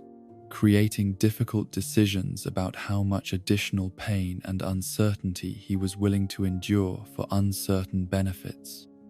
The procedures themselves would be lengthy and expensive, requiring multiple operations over many months with no assurance of satisfactory results. The hospital psychiatrist who was assigned to evaluate Harvey's mental state during his recovery was skilled and experienced, yet the assessment tools and treatment approaches available were inadequate to address the complex trauma that the acid attack had created. The splitting that had begun during Harvey's childhood and been reactivated by his adult trauma was not readily apparent through conventional diagnostic techniques, particularly when Harvey was motivated to conceal the extent of his psychological difficulties. The decision to discharge Harvey from the hospital was based more upon his apparent physical recovery and his insistence that he was ready to resume normal activities than upon thorough evaluation of his psychological readiness to handle the challenges that awaited him in the outside world. The doctors who signed his release papers were focused primarily upon his medical needs rather than his mental health requirements, creating a situation where he left the hospital physically stabilized but psychologically vulnerable. The first attempt to return to his office at the district attorney's building was a disaster that revealed the extent to which his condition had affected not merely his appearance, but his ability to function professionally and socially. the stares and whispers of colleagues and staff members created an atmosphere of discomfort that made normal work impossible, while his own self-consciousness about his appearance interfered with his ability to concentrate on legal matters. The resignation letter that Harvey submitted to the district attorney's office was written during a moment of despair and frustration, yet it represented a rational assessment of his inability to continue serving effectively in his previous capacity. The loss of his prosecutorial career was devastating not merely for financial reasons, but because it eliminated the primary source of meaning and identity that had sustained him throughout his adult life. The isolation that Harvey experienced during the weeks following his discharge from the hospital was both self-imposed and socially constructed, as his withdrawal from normal activities was reinforced by others' discomfort with his altered appearance and unpredictable behavior. The apartment that had once been a comfortable retreat became a prison where he was trapped with his own thoughts and memories, unable to escape the psychological torment that had begun to dominate his existence. The conversations that Harvey began to have with himself during this period of isolation represented the emergence of the distinct personality that would eventually become Two-Face. Though initially these internal dialogues seemed to be merely a coping mechanism rather than evidence of genuine psychological splitting, the voice that questioned his decisions and challenged his assumptions grew stronger and more independent as the weeks passed, developing its own perspective on events and its own agenda for responding to them. The coin that Harvey retrieved from his personal belongings during this period had remained unchanged since his childhood, yet his relationship to it had been fundamentally altered by his trauma and his growing psychological instability. The two-headed nature of the coin, which had once represented his father's cruelty and deception, now seemed to offer a different kind of meaning related to his own dual nature and the internal conflicts that were tearing him apart. The first violent outburst that revealed the extent of Harvey's psychological deterioration occurred during a routine medical appointment, when his frustration with a doctor's questions about his mental state triggered a rage response that was completely disproportionate to the circumstances. The attack was brief but vicious, demonstrating that Harvey had developed a capacity for violence that had not previously been part of his personality. The flight from the hospital that followed his assault on the medical staff was not a planned escape, but an impulsive response to the realization that he had crossed a line from which there could be no return. The man who had once been Gotham's White Knight was now a fugitive from justice, wanted for questioning in connection with a violent assault that he could not deny committing.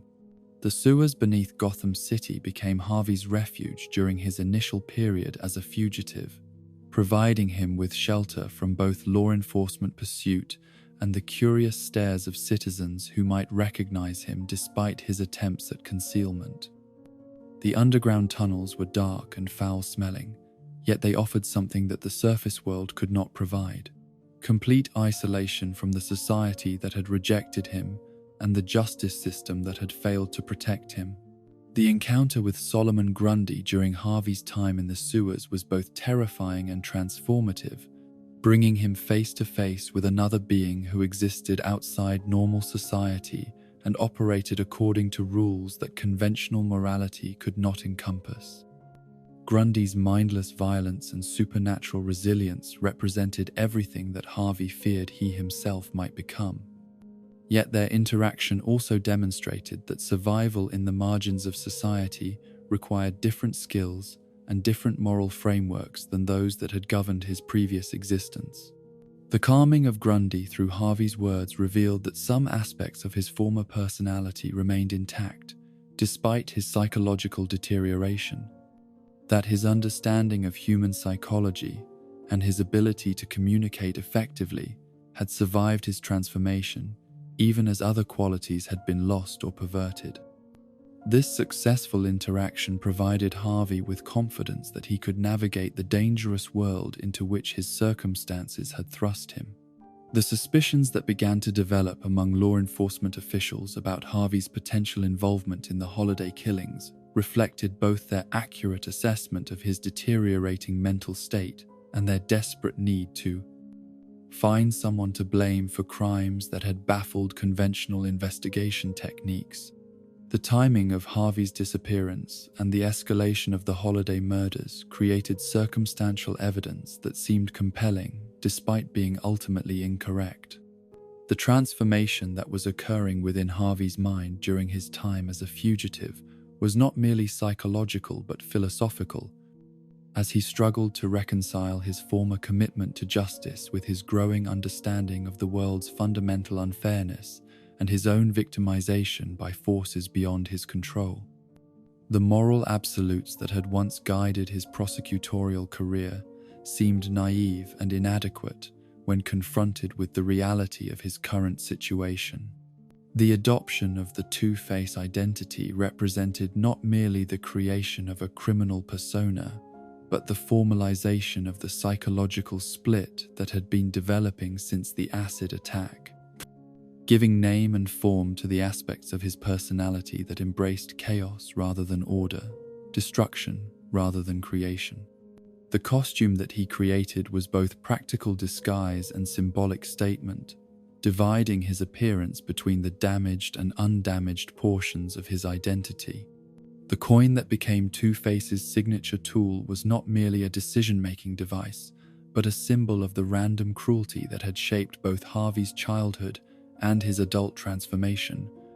a tangible representation of the arbitrary nature of fate and the illusion of control that humans maintained over their circumstances. The ritual of the coin flip provided structure for decisions while also acknowledging that outcomes were ultimately beyond rational planning or moral deserving.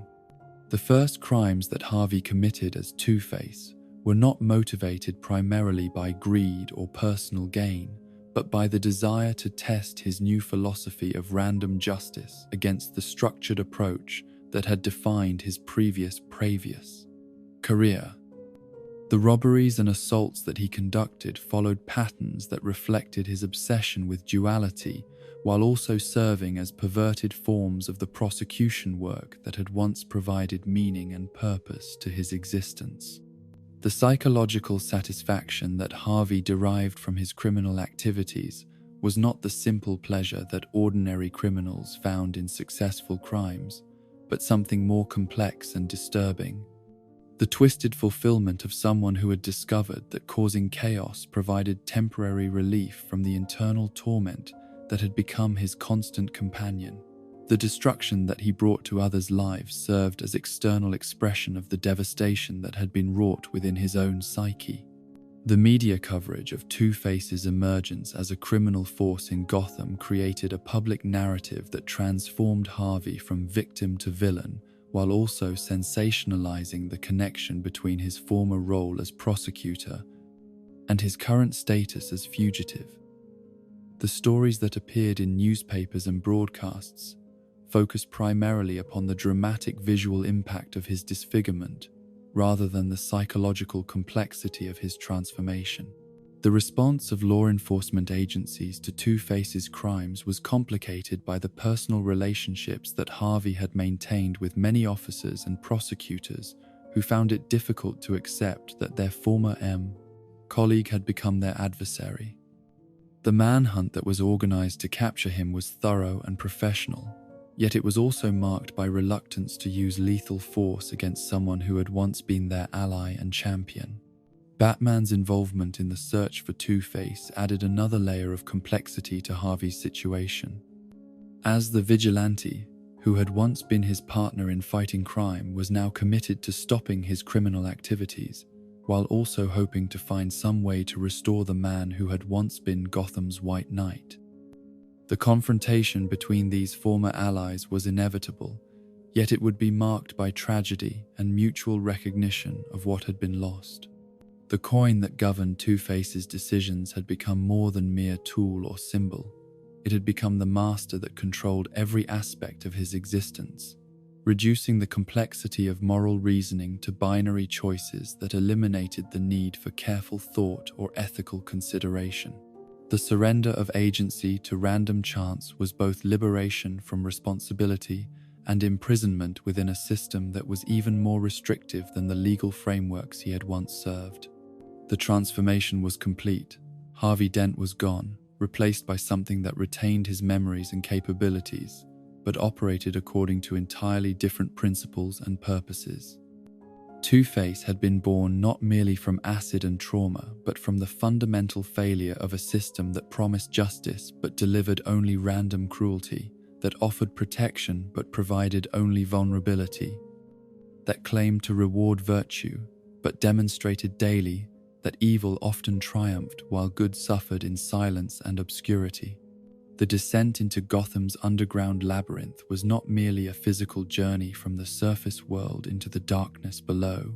but a symbolic passage from the realm of law and order into the primordial chaos that existed beneath civilization's veneer.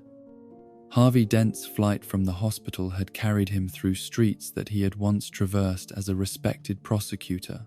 past buildings where he had argued cases and negotiated plea bargains, beyond the familiar landmarks of his former life into territories that existed outside the boundaries of legitimate society. The sewers that became his refuge were a hidden city beneath the city, a network of tunnels and chambers that had been constructed decades earlier to serve Gotham's sanitation needs, but had evolved into something far more complex and dangerous. These underground passages provided shelter for those who could not or would not exist within normal society's constraints, creating a parallel world where different rules applied and where survival depended upon instincts and capabilities that civilized existence had neither required nor encouraged. The stench of decay and waste that permeated every corner of this subterranean realm was overwhelming at first. Yet Harvey discovered that human adaptability extended even to such extreme circumstances, that the mind could adjust to conditions that would have seemed unbearable during his previous existence. The darkness that had initially been disorienting gradually became comforting, providing concealment from the world above, while also matching the psychological landscape that had taken shape within his consciousness. The sounds that echoed through the tunnels were unlike anything from the surface world, a constant symphony of dripping water, scurrying rats, and distant mechanical noises that created an atmosphere of perpetual unease. Yet these noises also provided crucial information about the movements of other inhabitants and the approach of potential dangers, teaching Harvey to navigate by auditory cues when visual information was inadequate or unreliable. The other denizens of Gotham's underground were a diverse collection of outcasts and predators, individuals whose circumstances or choices had placed them beyond the reach of conventional society's institutions and protections. Some were mentally ill persons who had been abandoned by inadequate healthcare systems. Others were criminals who used the tunnels as hideouts between crimes, and still others were simply desperate souls who had found the underground preferable to the streets above. The territorial disputes that governed relationships among these underground dwellers were based on principles of strength and cunning rather than law or moral authority, creating social dynamics that Harvey found both familiar and alien. The violence that erupted over resources, territory, and status reminded him of his father's household, yet it was also more honest in its brutality, lacking the pretense of civilization that had made his childhood abuse so psychologically damaging. The clothing that Harvey had worn during his flight from the hospital quickly became inappropriate for his new environment, the fabric torn by rough surfaces, and the colors faded by exposure to chemicals and moisture that filled the air. The transformation of his appearance accelerated his psychological evolution, as external changes reinforced the internal metamorphosis that was reshaping his identity and his understanding of his place in the world. The food that sustained Harvey during his underground exile was scavenged from dumpsters and restaurant waste, a diet that would have horrified the man who had once dined at Gotham's finest establishments, yet which now seemed appropriate for someone who had been expelled from civilized society. The act of eating discarded scraps served as constant reminder of how completely his circumstances had changed, while also teaching him lessons about survival that his privileged upbringing had never provided. The sleep that Harvey managed in the tunnels was fitful and interrupted, haunted by dreams that mixed memories of his former life with visions of violence and revenge that seemed to emanate from some previously unknown aspect of his personality.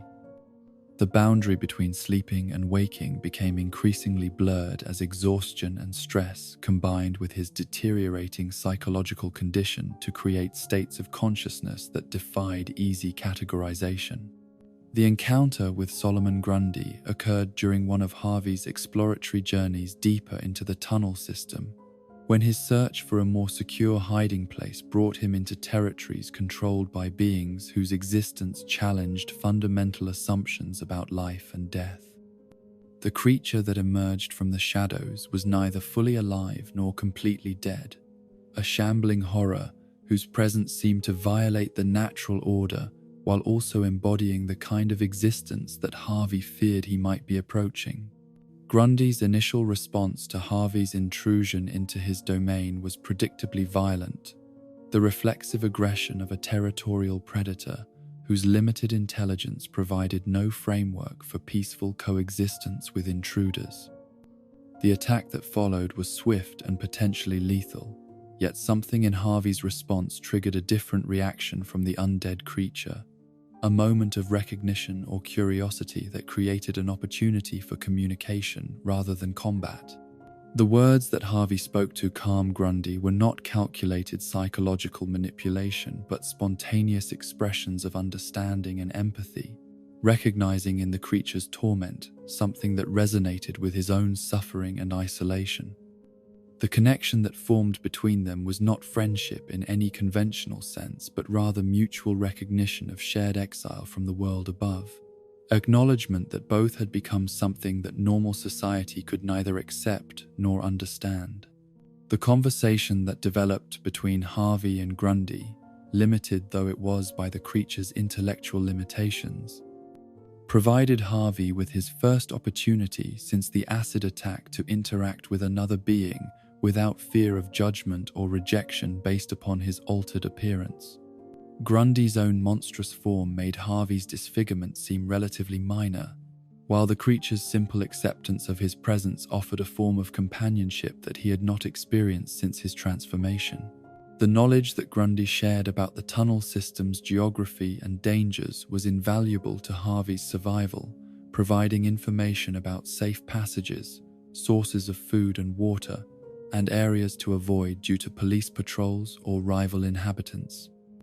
This practical assistance was accompanied by something even more important, the understanding that existence was possible outside the boundaries of normal society, that survival could be achieved through different methods and according to different principles. The philosophical implications of Harvey's encounter with Grundy extended beyond immediate practical considerations to encompass broader questions about the nature of humanity and the possibility of redemption for those who had been fundamentally changed by trauma or circumstance. If a creature like Grundy could retain some spark of consciousness and connection despite his monstrous transformation, perhaps there remained hope for Harvey's own salvation despite the extent of his psychological deterioration. Yet, the example that Grundy represented was also cautionary, demonstrating the kind of existence that awaited those who allowed themselves to become completely disconnected from human society and moral restraint. The creature's endless cycle of death and resurrection, his inability to form lasting relationships or pursue meaningful goals, his reduction to basic survival instincts and primitive emotional responses, all served as warnings about the destination toward which Harvey's current path might be leading him. The separation from Grundy that eventually became necessary was dictated not by hostility or incompatibility, but by Harvey's growing understanding that his own transformation required different responses and different choices than those that governed the undead creature's existence. The path forward for someone who retained human intelligence and emotional complexity could not be the same as that followed by a being whose consciousness had been reduced to its most basic elements.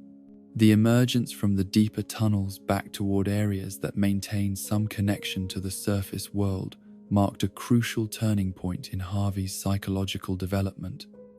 The moment when he began to make conscious choices about his future rather than simply reacting to immediate circumstances and survival needs. The decision to remain underground while actively engaging with the world above reflected his growing acceptance of his transformed status and his determination to use his new position for purposes that transcended mere survival. The costume that Harvey created during this period was both practical necessity and symbolic statement, providing concealment for his identity while also expressing the philosophical principles that were beginning to guide his actions.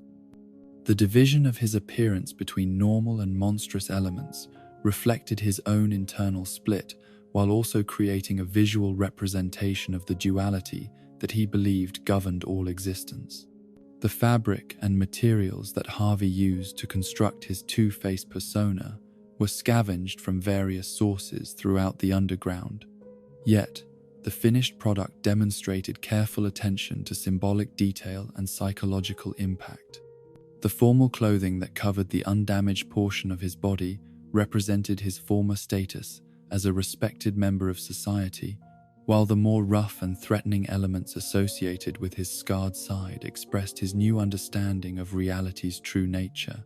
The makeup and prosthetics that completed Harvey's transformation were applied with theatrical skill that drew upon his understanding of courtroom presentation and public psychology, creating an appearance that was simultaneously horrifying and compelling.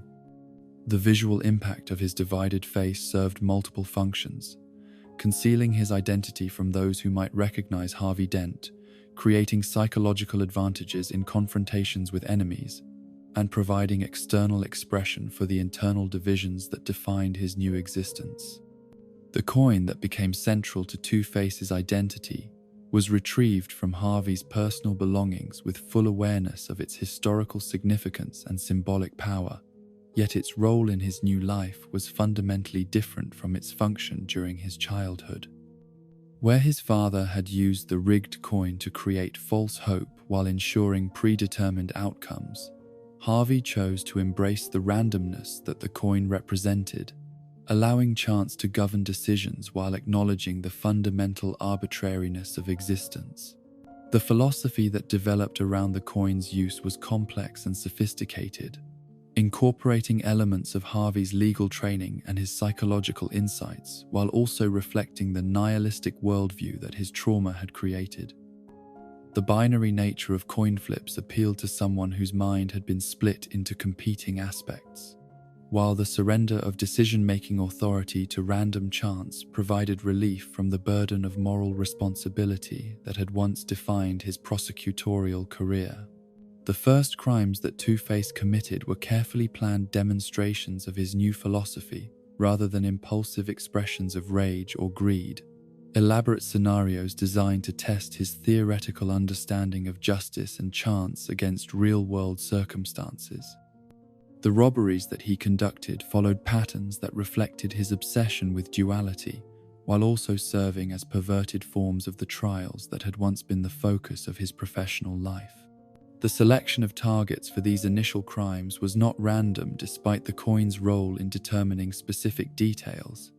but rather reflected Harvey's desire to challenge and undermine the institutions that had failed to protect him when protection had been most needed.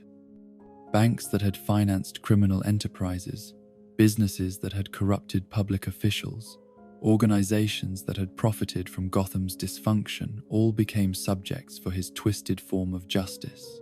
The methodology that Two-Face employed in conducting these crimes demonstrated the evolution of Harvey's tactical thinking from legal strategy to criminal planning,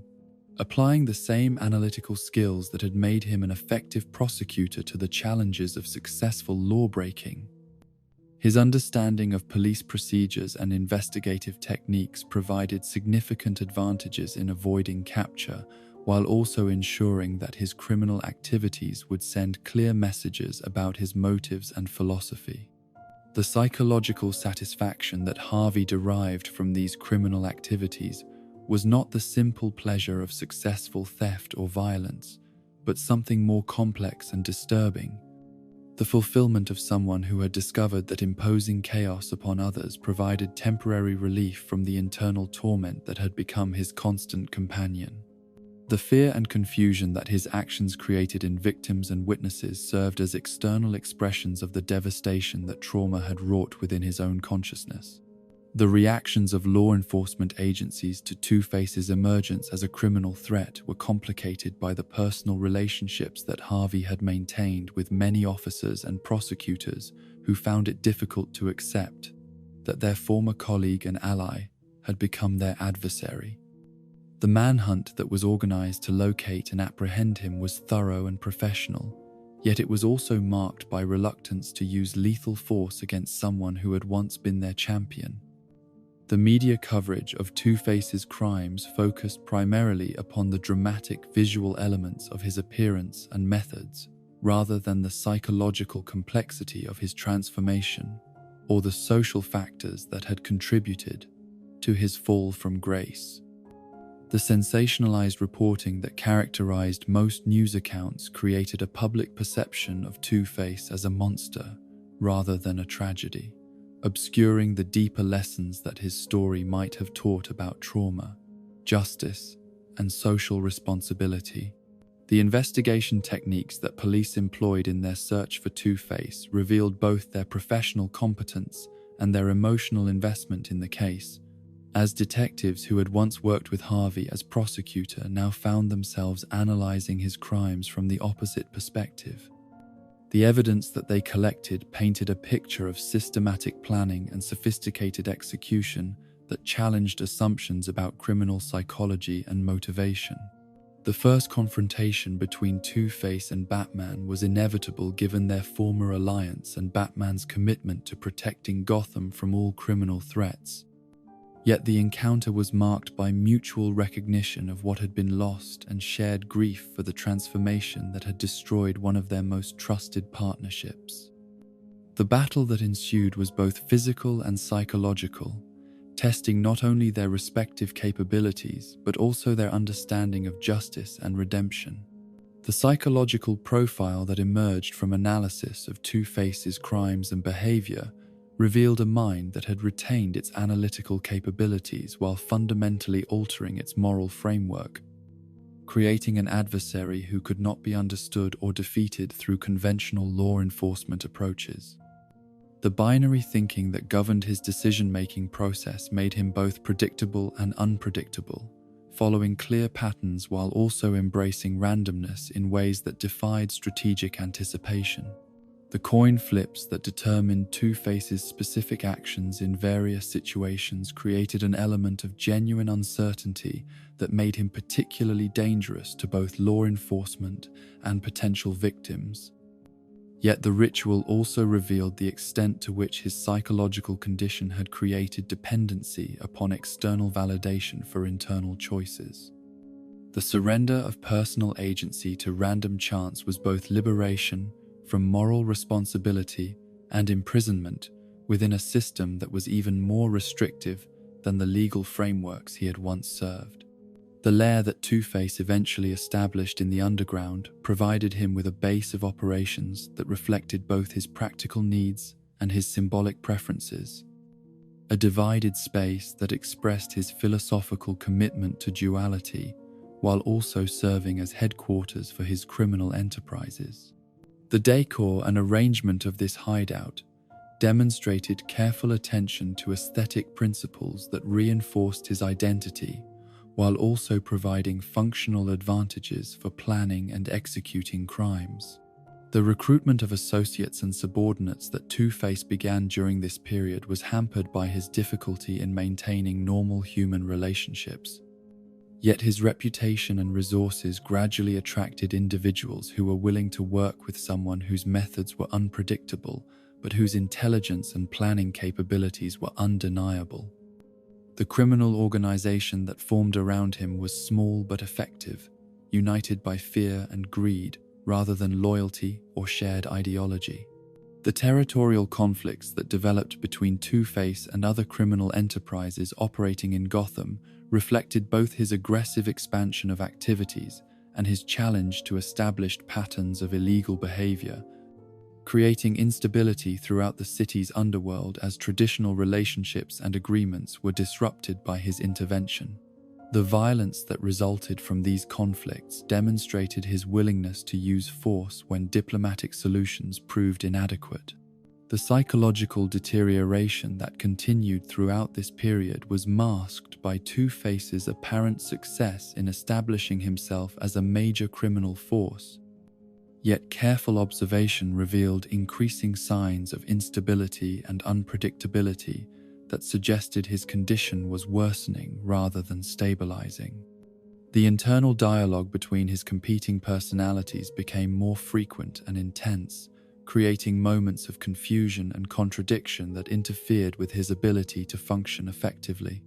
The transformation was complete yet ongoing, a process that had begun with childhood trauma, accelerated through adult catastrophe, and now continued through the feedback loop of criminal behavior and social rejection. Harvey Dent had become Two-Face, not through a single moment of choice, but through a series of decisions and circumstances that had gradually stripped away everything that had once defined his identity and purpose, leaving behind only the coin and the chaos that it represented as guides for navigating an existence that no longer contained hope for redemption or peace. The methodology that governed Two-Face's approach to criminal enterprise was unlike anything that Gotham's underworld had previously encountered. A systematic application of legal principles and prosecutorial logic to the planning and execution of illegal activities that created unprecedented challenges for law enforcement agencies, accustomed to dealing with more conventional forms of criminal behavior. Every crime that Harvey committed as Two-Face was structured like a legal proceeding, complete with evidence gathering, witness examination, and verdict delivery, yet perverted through the lens of his psychological damage into something that mocked the very concept of justice he had once served. The philosophical framework that guided Two-Face's criminal activities was rooted in his growing conviction that traditional notions of justice were fundamentally flawed, that the legal system's pretense of fairness and rationality concealed arbitrary exercises of power that were no more legitimate than the random outcomes determined by coin flips. This worldview transformed his crimes from simple acts of theft or violence into elaborate demonstrations of what he believed to be the true nature of human society, theatrical presentations designed to expose the hypocrisy and chaos that lay beneath civilization's orderly facade. The duality that defined every aspect of Two-Face's existence extended beyond his physical appearance to encompass his criminal methodology, creating patterns that law enforcement gradually learned to recognize, yet found nearly impossible to predict or prevent. His robberies invariably targeted pairs of related institutions. His assaults were conducted against victims who represented opposing sides of moral or social conflicts, and his schemes consistently incorporated elements that forced observers to choose between equally unpalatable alternatives. The number 2 became not merely a signature element in Two-Face's crimes, but an organizing principle that structured every detail of his operations, from the timing of attacks to the selection of weapons and accomplices. Banks were robbed in pairs, witnesses were given binary choices that determined their fate, and ransom demands were calculated according to mathematical formulas that reflected his obsession with division and opposition. This numerical fixation provided law enforcement with valuable clues about his likely targets and methods, yet it also created psychological pressure that made investigation more difficult and stressful. The coin that served as Two-Face's primary decision-making tool was employed not merely for major strategic choices, but for countless minor determinations that shaped every aspect of his criminal activities, creating an element of genuine randomness that made his behavior unpredictable, even when his general patterns were well understood.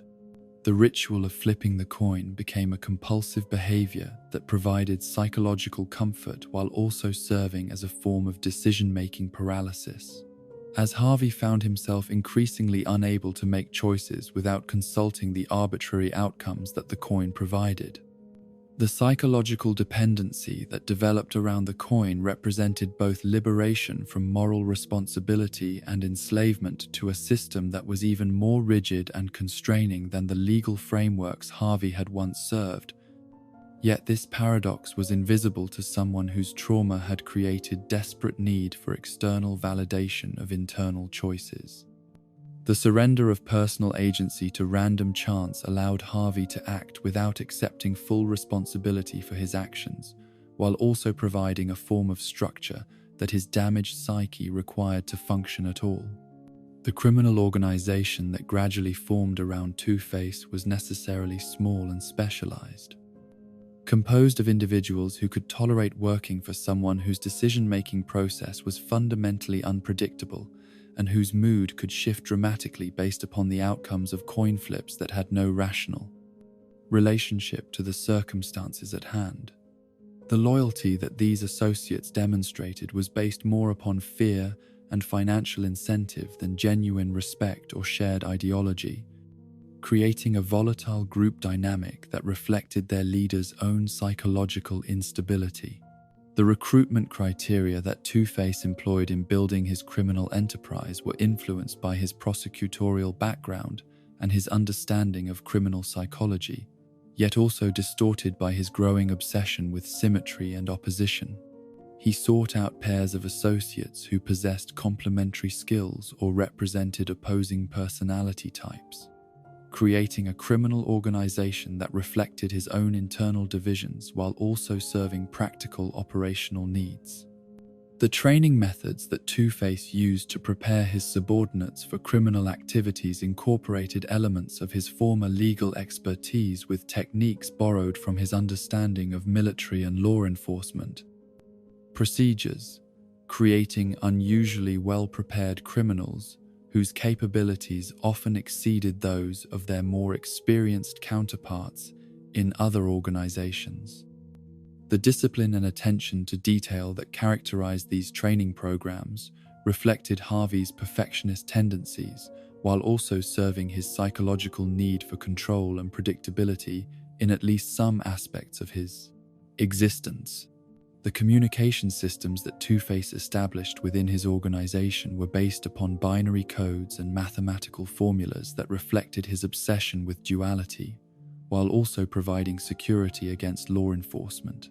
surveillance, and infiltration. The complexity of these systems created significant operational challenges, yet they also demonstrated the sophisticated intellectual capabilities that Harvey retained despite his psychological deterioration. The territorial disputes that inevitably arose between Two-Face's organization and other criminal enterprises operating in Gotham were conducted according to rules that reflected his legal background and his commitment to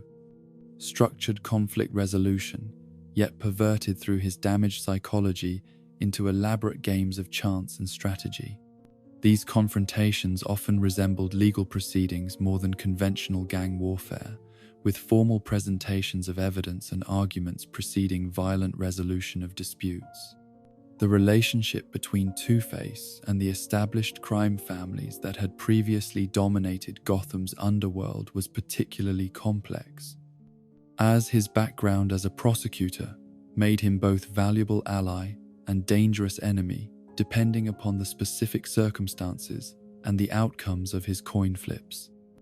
The Falcone and Moroni organizations found themselves dealing with someone who understood their operations better than any law enforcement official, yet whose loyalty could not be purchased or predicted through conventional means.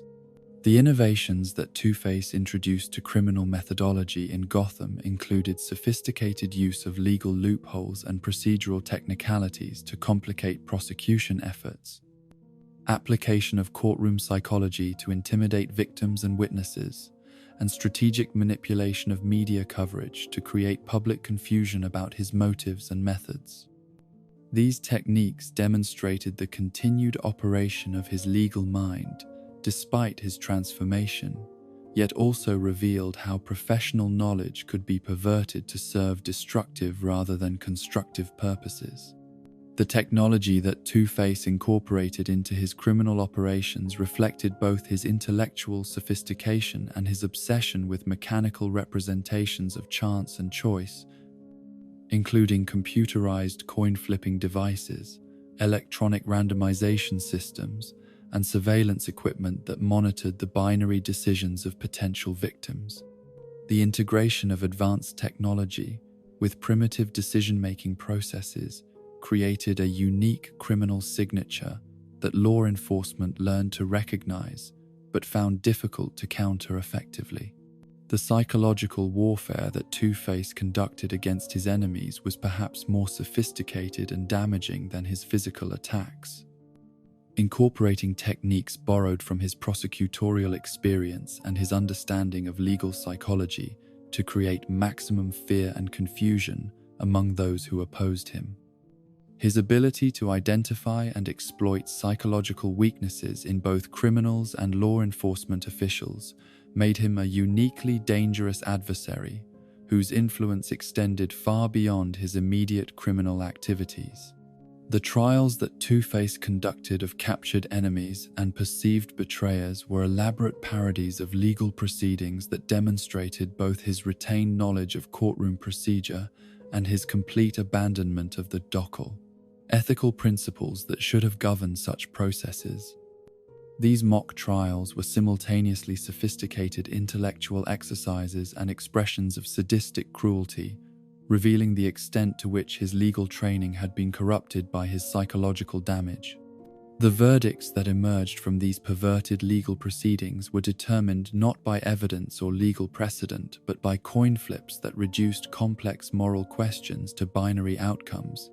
creating a form of justice that was simultaneously random and systematic. The sentences that Two-Face imposed upon those found guilty ranged from financial penalties to physical mutilation, always incorporating elements of duality and chance that reflected his obsession with these concepts.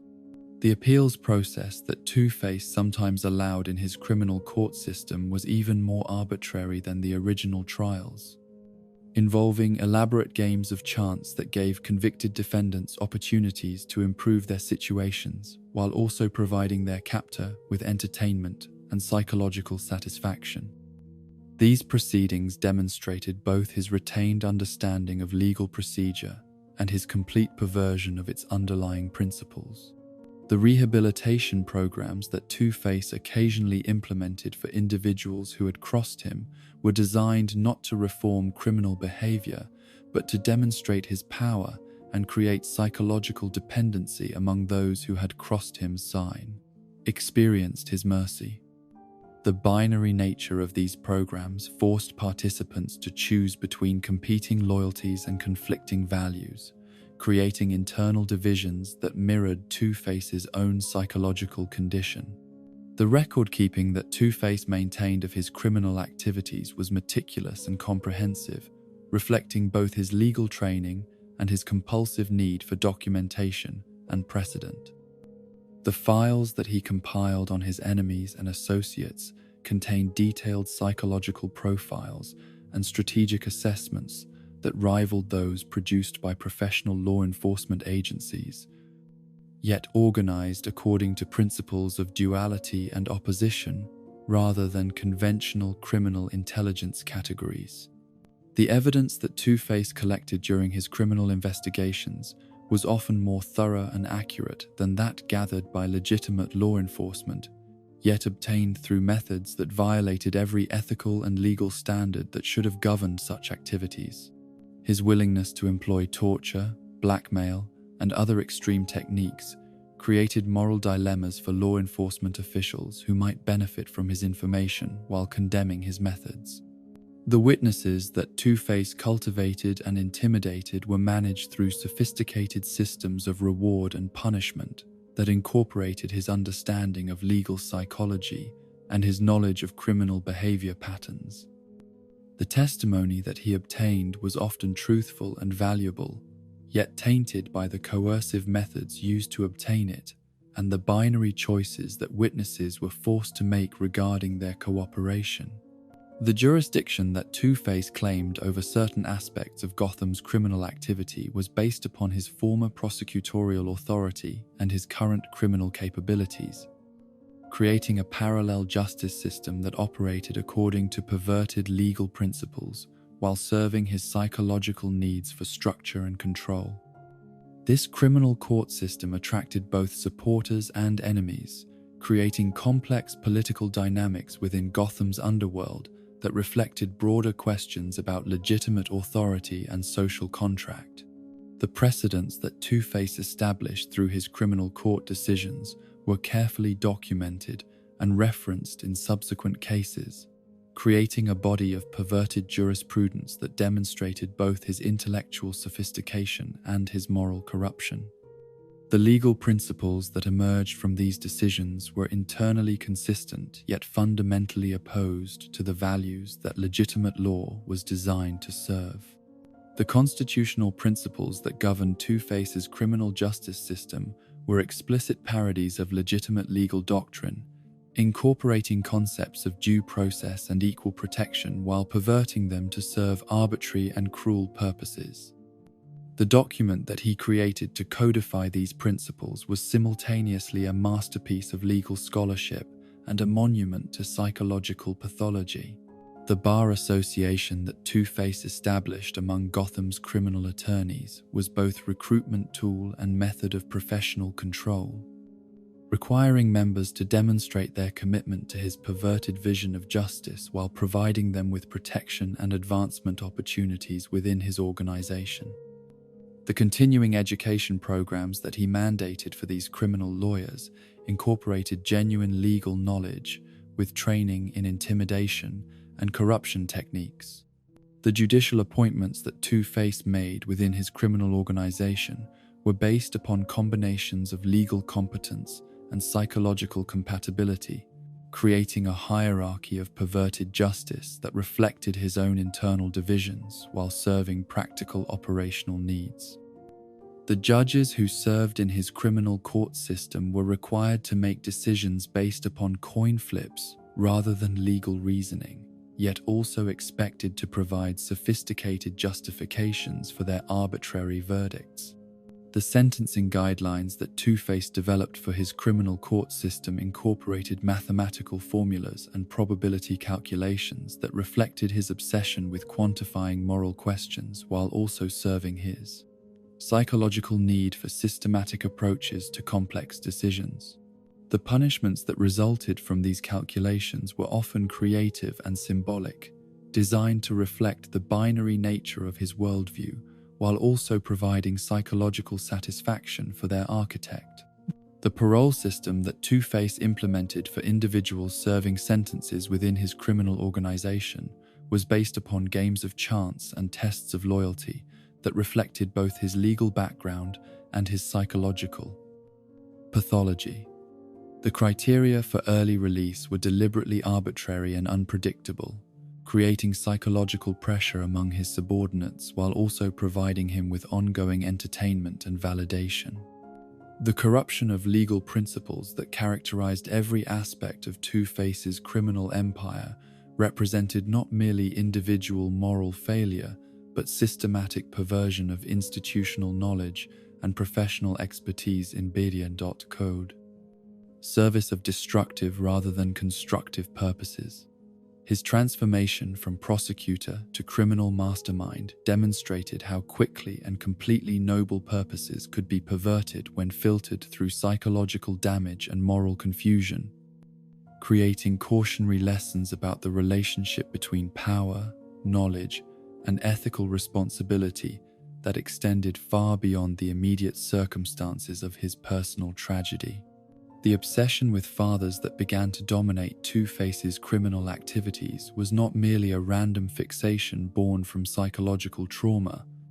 but a systematic exploration of the fundamental power relationships that had shaped his own development and continued to influence the broader patterns of authority and abuse that characterized Gotham's social structure. The targeting of paternal figures represented both personal vendetta and philosophical statement, an attempt to expose and punish the kinds of masculine authority that had created the conditions for his own victimization, while also serving his deeper need to confront and master the psychological demons that had haunted him since childhood. The research that Two-Face conducted into the backgrounds and family relationships of potential victims was exhaustive and methodical, incorporating investigative techniques that he had learned during his prosecutorial career, with intelligence-gathering methods that bordered on stalking and harassment. His files on Gotham's fathers grew to encompass detailed psychological profiles, financial records, family histories, and personal habits that would have impressed professional law enforcement agencies, while also revealing the disturbing intensity of his fixation on paternal authority and its abuse. The Willis Todd case represented Two-Face's first systematic exploration of how childhood trauma could be transmitted across generations. As the man who had become the father of one of Batman's protégés embodied many of the same characteristics that had made Christopher Dent such a destructive force in Harvey's own development. Willis Todd was a petty criminal whose involvement with Two-Face's organization was initially limited to minor roles in robbery and extortion schemes, yet his relationship with his son Jason provided Two-Face with opportunities to examine the dynamics of parental failure and childhood vulnerability from a perspective that combined personal experience with clinical detachment. The discovery that Willis Todd had abandoned his family during Jason's early childhood, leaving the boy to be raised by an alcoholic mother in circumstances that paralleled Harvey's own traumatic upbringing, created psychological resonance that transformed what might have been a routine criminal relationship into something far more personal and significant. The parallels between Jason's situation and Harvey's own childhood experiences were too obvious to ignore, yet also too painful to confront directly without triggering psychological responses that threatened his ability to function effectively. The employment that Two-Face provided to Willis Todd was designed not merely to advance his criminal enterprises, but to study the psychology of failed fatherhood and to explore the relationship between masculine weakness and childhood trauma. The assignments that he gave to Todd were calculated to reveal the man's character flaws and moral limitations, while also providing opportunities to observe how parental failure manifested itself in practical circumstances. The psychological manipulation that Two-Face employed against Willis Todd was sophisticated and systematic, incorporating techniques borrowed from his understanding of legal psychology and criminal interrogation methods to create dependency and vulnerability that could be exploited for both practical and emotional purposes. The relationship between employer and subordinate became a complex dynamic that allowed Two-Face to exercise the kind of paternal authority that he had never experienced in positive form during his own childhood. The moral complexity of Two-Face's relationship with Willis Todd was compounded by his growing awareness that the man's abandonment of Jason had ultimately led to the boy's adoption by Bruce Wayne and his eventual transformation into Robin, outcomes that were arguably better for the child than continued exposure to his biological father's dysfunction and criminal behavior. This recognition created internal conflicts between Two-Face's desire for revenge against failed fathers and his intellectual understanding that some forms of paternal failure might actually serve children's best interests. The decision to eliminate Willis Todd was not made impulsively, but was the result of careful deliberation that incorporated both practical considerations about organizational security and psychological needs that Two-Face could not entirely articulate or understand. The coin flip that ultimately determined Todd's fate was conducted with unusual ceremony and significance, reflecting the personal importance that this decision held for someone whose entire worldview had been shaped by paternal abuse and abandonment. The execution of Willis Todd was carried out with clinical precision that reflected Two-Face's legal background and his understanding of evidence collection and crime scene management, yet also incorporated symbolic elements that revealed the personal significance of this particular killing. The method chosen was designed to be quick and efficient, while also sending clear messages about the consequences of paternal failure and the price that inadequate fathers would pay for their neglect and abuse of vulnerable children.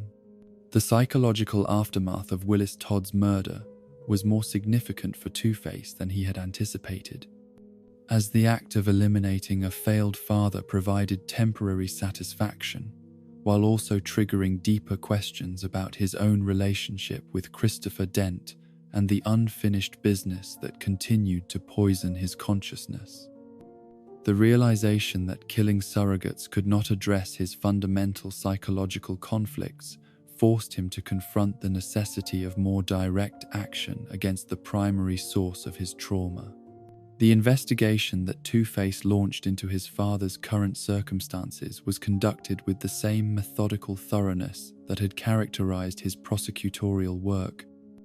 yet motivated by emotions that were far more complex and dangerous than anything he had experienced in his legitimate career. The process of locating Christopher Dent and assessing his living situation required Two-Face to revisit neighborhoods and memories that he had spent decades trying to forget, creating psychological pressure that tested his ability to maintain functional coherence. The surveillance that Two-Face established around his father's residence provided him with detailed intelligence about the man's daily routines, social relationships, and current circumstances, yet also forced him to confront the reality that Christopher Dent had aged and weakened significantly since their last encounter. The physical deterioration that was apparent in the surveillance footage created complex emotions that mixed satisfaction with unexpected sympathy, revenge fantasies with reluctant recognition of shared humanity. The financial investigation that Two-Face conducted into his father's resources revealed information that fundamentally altered his understanding of their relationship and the nature of Christopher's character, discoveries that challenged his assumptions about paternal motivation and moral responsibility. The bank records and financial documents that he obtained through illegal means showed regular deposits that could only have come from Harvey's own accounts, payments that had been automatically transferred for years without his conscious awareness or authorization. The revelation that Harvey had been unconsciously supporting his abusive father throughout his adult career created psychological turmoil that threatened to destabilize Two-Face's entire worldview and sense of personal identity. The discovery that some part of his consciousness had maintained loyalty and concern for Christopher despite decades of hatred and resentment forced him to confront the complexity of familial relationships and the persistence of emotional bonds that transcended rational judgment and conscious intention. The internal debate that this discovery triggered between Harvey and Two-Face represented one of the most intense psychological conflicts that had occurred since his transformation, a battle between competing aspects of his personality that held fundamentally different views about forgiveness, responsibility, and the proper response to childhood trauma.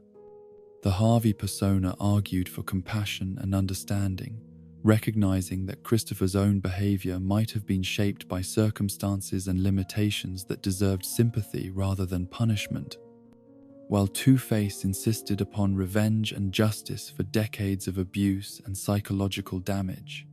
The confrontation that eventually took place between Two-Face and Christopher Dent was carefully staged to maximize psychological impact, while also providing opportunities for both revenge and potential reconciliation, creating circumstances that would force both participants to confront the reality of their relationship and the consequences of choices made decades earlier. The location chosen for this meeting was the same house where Harvey's childhood abuse had occurred, a setting that carried powerful symbolic significance while also serving practical purposes related to privacy and control. The physical condition of Christopher Dent at the time of their confrontation was dramatically different from Harvey's childhood memories, as years of alcoholism and poverty had transformed the violent tyrant of his youth into a frail and confused elderly man whose capacity for harm had been largely eliminated by time and circumstance. The contrast between memory and reality created psychological dissonance that complicated Two-Face's planned revenge while also triggering unexpected emotions of pity and regret. The conversation that developed between father and son was marked by mutual recognition that transcended their altered appearances and circumstances, yet also constrained by decades of separation and the fundamental changes that both had undergone since their last encounter. Christopher's awareness of Harvey's transformation into Two-Face was accompanied by expressions of remorse and responsibility that seemed genuine, yet also inadequate to address the magnitude of damage that his abuse had created. The coin flip that Two-Face employed to determine his father's fate was conducted with unusual solemnity and ceremony, reflecting the personal significance of this decision, while also providing psychological distance from the emotional complexity of the situation. The binary choice between mercy and revenge that the coin represented was not merely procedural convenience, but necessary mechanism for resolving conflicts that were too complex and painful for rational decision-making processes to handle effectively. The internal argument that preceded the coin flip involved extended dialogue between Harvey and Two-Face that revealed the full extent of their philosophical differences and the complexity of their shared psychological condition. Harvey's arguments for forgiveness and understanding were based upon recognition of Christopher's own suffering and the cyclical nature of abuse, while Two-Face's insistence upon revenge reflected his commitment to justice and his belief that consequences were necessary to give meaning to choices and actions. The psychological mechanism that allowed Harvey to override Two-Face's desire for revenge was rooted in his retained capacity for empathy and his intellectual understanding of trauma's intergenerational transmission, yet also reflected deeper changes in his personality that suggested possible integration of his competing aspects rather than continued fragmentation and conflict. The decision to spare Christopher's life represented not weakness but strength, the assertion of conscious choice over programmed response. The suicide attempt that followed this confrontation was precipitated not by despair over his decision to spare his father, but by recognition that the internal conflicts that defined his existence were fundamentally irresolvable through external actions, that the psychological damage that had created Two-Face could not be healed through revenge or forgiveness, but only through forms of integration and acceptance that seemed beyond his current capabilities. The realization that he would always remain divided against himself created existential despair that threatened to overwhelm his survival instincts. The intervention that prevented Two-Face's suicide was conducted by Batman with the same combination of physical skill and psychological insight that had characterized their previous encounters, yet also marked by deeper understanding of Harvey's internal conflicts and genuine commitment to preserving whatever remained of his former ally's humanity. The rescue was not merely tactical maneuver, but expression of faith in the possibility of redemption and healing that transcended immediate circumstances. The aftermath of this confrontation with his father marked a crucial turning point in Two-Face's psychological development, creating opportunities for genuine self-reflection and potential growth that had been absent since his original transformation. The recognition that revenge could not provide the satisfaction or resolution that he had sought forced him to consider alternative approaches to dealing with his trauma, while also acknowledging the persistent reality of his internal divisions. The relationship between Two-Face and his father that emerged from this confrontation was neither reconciliation nor complete estrangement, but something more complex and ambiguous, characterized by mutual recognition of shared humanity despite decades of pain and resentment. The financial support that Harvey had unconsciously provided continued, yet now accompanied by conscious awareness and deliberate choice, rather than automatic response to unconscious programming. The lessons that Two-Face derived from his exploration of paternal relationships extended beyond his personal circumstances to encompass broader understanding of how authority, abuse, and responsibility intersected throughout society, creating patterns of dysfunction that transcended individual cases while also requiring individual responses and solutions. The recognition that fathers were both victims and victimizers, both products of their circumstances and agents of choice, provided him with more nuanced understanding of human complexity that challenged his binary worldview while also complicating his criminal methodology.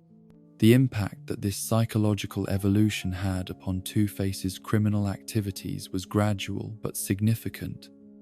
introducing elements of mercy and consideration that had been absent from his earlier crimes while also creating internal conflicts that sometimes interfered with his operational effectiveness. The man who had once been governed entirely by coin flips and binary choices was beginning to develop more complex decision-making processes that incorporated psychological insight and moral consideration alongside random chance.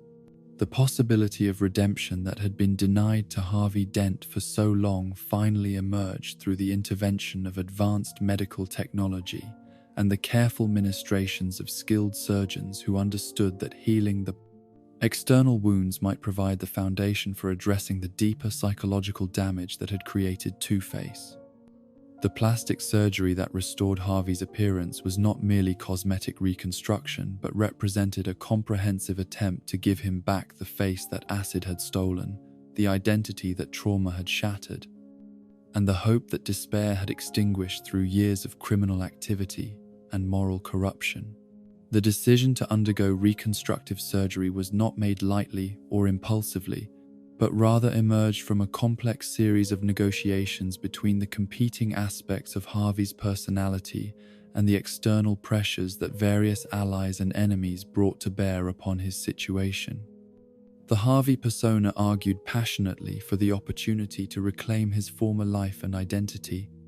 while Two-Face expressed suspicion about the motives of those who offered assistance and skepticism about the possibility that surgical intervention could address the fundamental psychological divisions that defined their shared existence. The financing for Harvey's medical treatment came from sources that reflected the complex web of relationships and obligations that had developed during his years as both prosecutor and criminal, with former allies and unexpected benefactors contributing resources that made the expensive procedures possible, while also creating new forms of debt and dependency that would influence his future choices.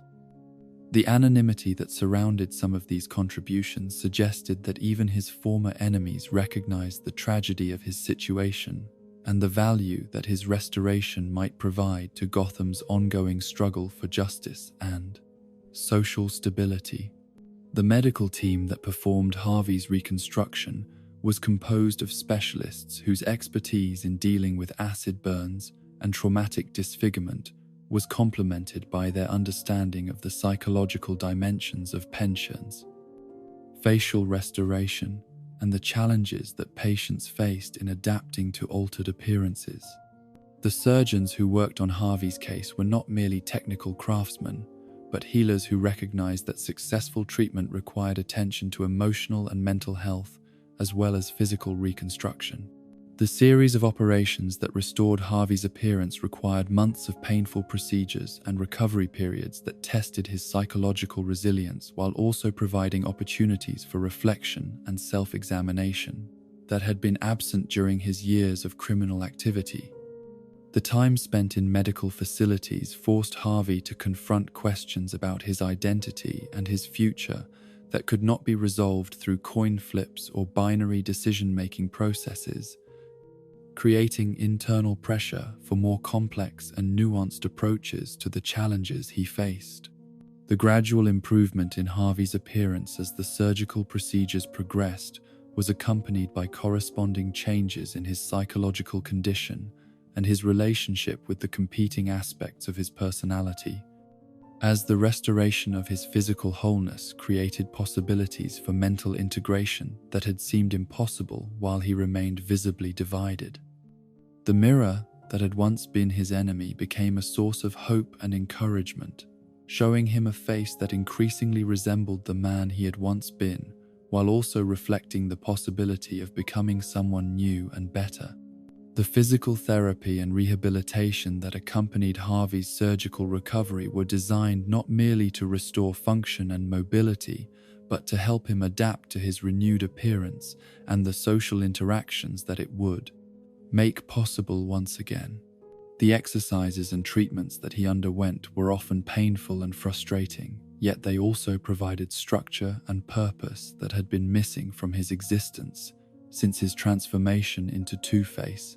creating daily goals and measurable progress that gave meaning to his efforts. The psychological counseling that was integrated into Harvey's treatment program addressed both the trauma that had originally created his psychological splitting and the additional damage that his years of criminal activity had inflicted upon his sense of identity and moral compass. The therapists who worked with him employed techniques that acknowledged the reality of his internal divisions while also encouraging communication and cooperation between the competing aspects of his personality rather than attempting to eliminate one in favor of the other. The moment when Harvey first saw his completely restored face was both triumph and terror, representing the fulfillment of hopes that he had barely dared to acknowledge, while also creating new uncertainties about his identity and his place in the world that surrounded him. The reflection that greeted him in the mirror was not merely the face he had lost to acid, but something subtly different, marked by experiences and knowledge that had not existed before his transformation, suggesting that true restoration might require accepting change rather than simply returning to previous conditions. The clothing that Harvey chose for his first public appearance following his reconstruction was carefully selected to project confidence and competence, while also acknowledging the changes that he had undergone during his years of exile from normal society. The formal attire that he donned was similar to what he had worn during his prosecutorial career,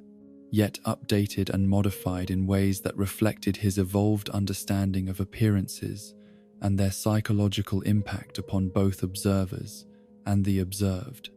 The press conference that announced Harvey's restoration was organized with careful attention to media management and public relations concerns,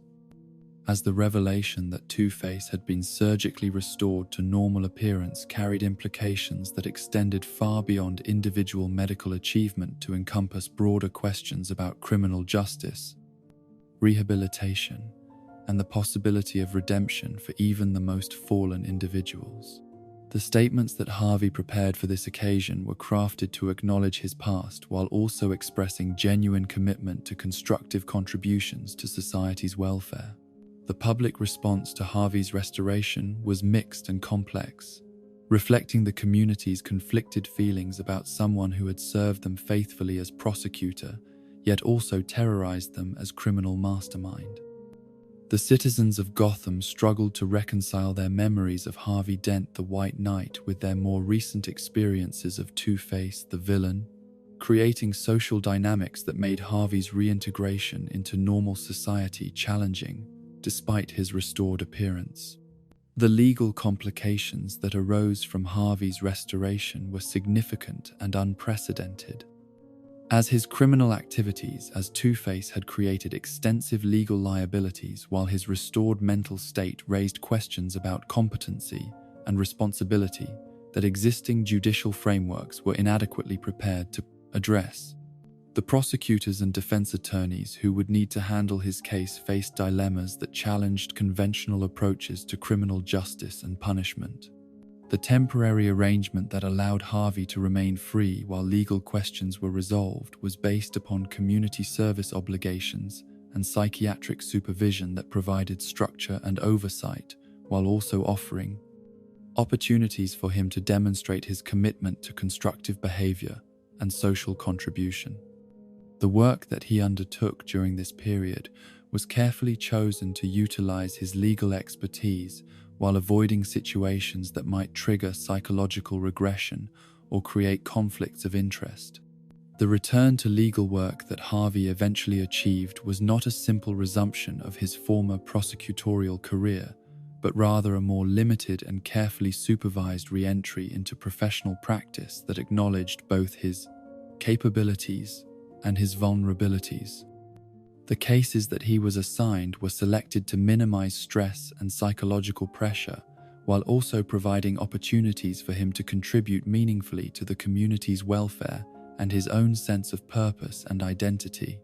The colleagues who worked with Harvey during his professional rehabilitation were carefully chosen for their understanding of his situation and their commitment to supporting his recovery, while also maintaining appropriate boundaries and safeguards. The attorneys and staff members who surrounded him created an environment that was both supportive and realistic, acknowledging his past while focusing upon his potential for future contributions. The clients who were served by Harvey's restored legal practice were initially skeptical about working with someone whose recent history included extensive criminal activity, yet many were eventually won over by his obvious competence and his genuine commitment to their interests. The representation that he provided was marked by attention to detail and understanding of both legal procedure and criminal psychology that few other attorneys could match. The community service projects that Harvey undertook as part of his rehabilitation included victim advocacy work and legal education programs that allowed him to address some of the harm that his criminal activities had created, while also sharing knowledge and insights that could benefit others facing similar challenges. The satisfaction that he derived from this constructive work provided psychological rewards that criminal activity had never offered, yet also created internal conflicts with aspects of his personality that remained attached to chaos and destruction. The relationship between Harvey and Batman during this period of restoration and rehabilitation was carefully managed to provide support and oversight, while also respecting the autonomy and dignity that Harvey needed to rebuild his life and identity. The vigilante who had once been his partner in fighting crime became both ally and monitor, ready to provide assistance, yet also prepared to intervene if signs of psychological regression became apparent. The absence of Batman that created opportunities for Harvey to assume temporary protective responsibilities for Gotham represented both test and opportunity,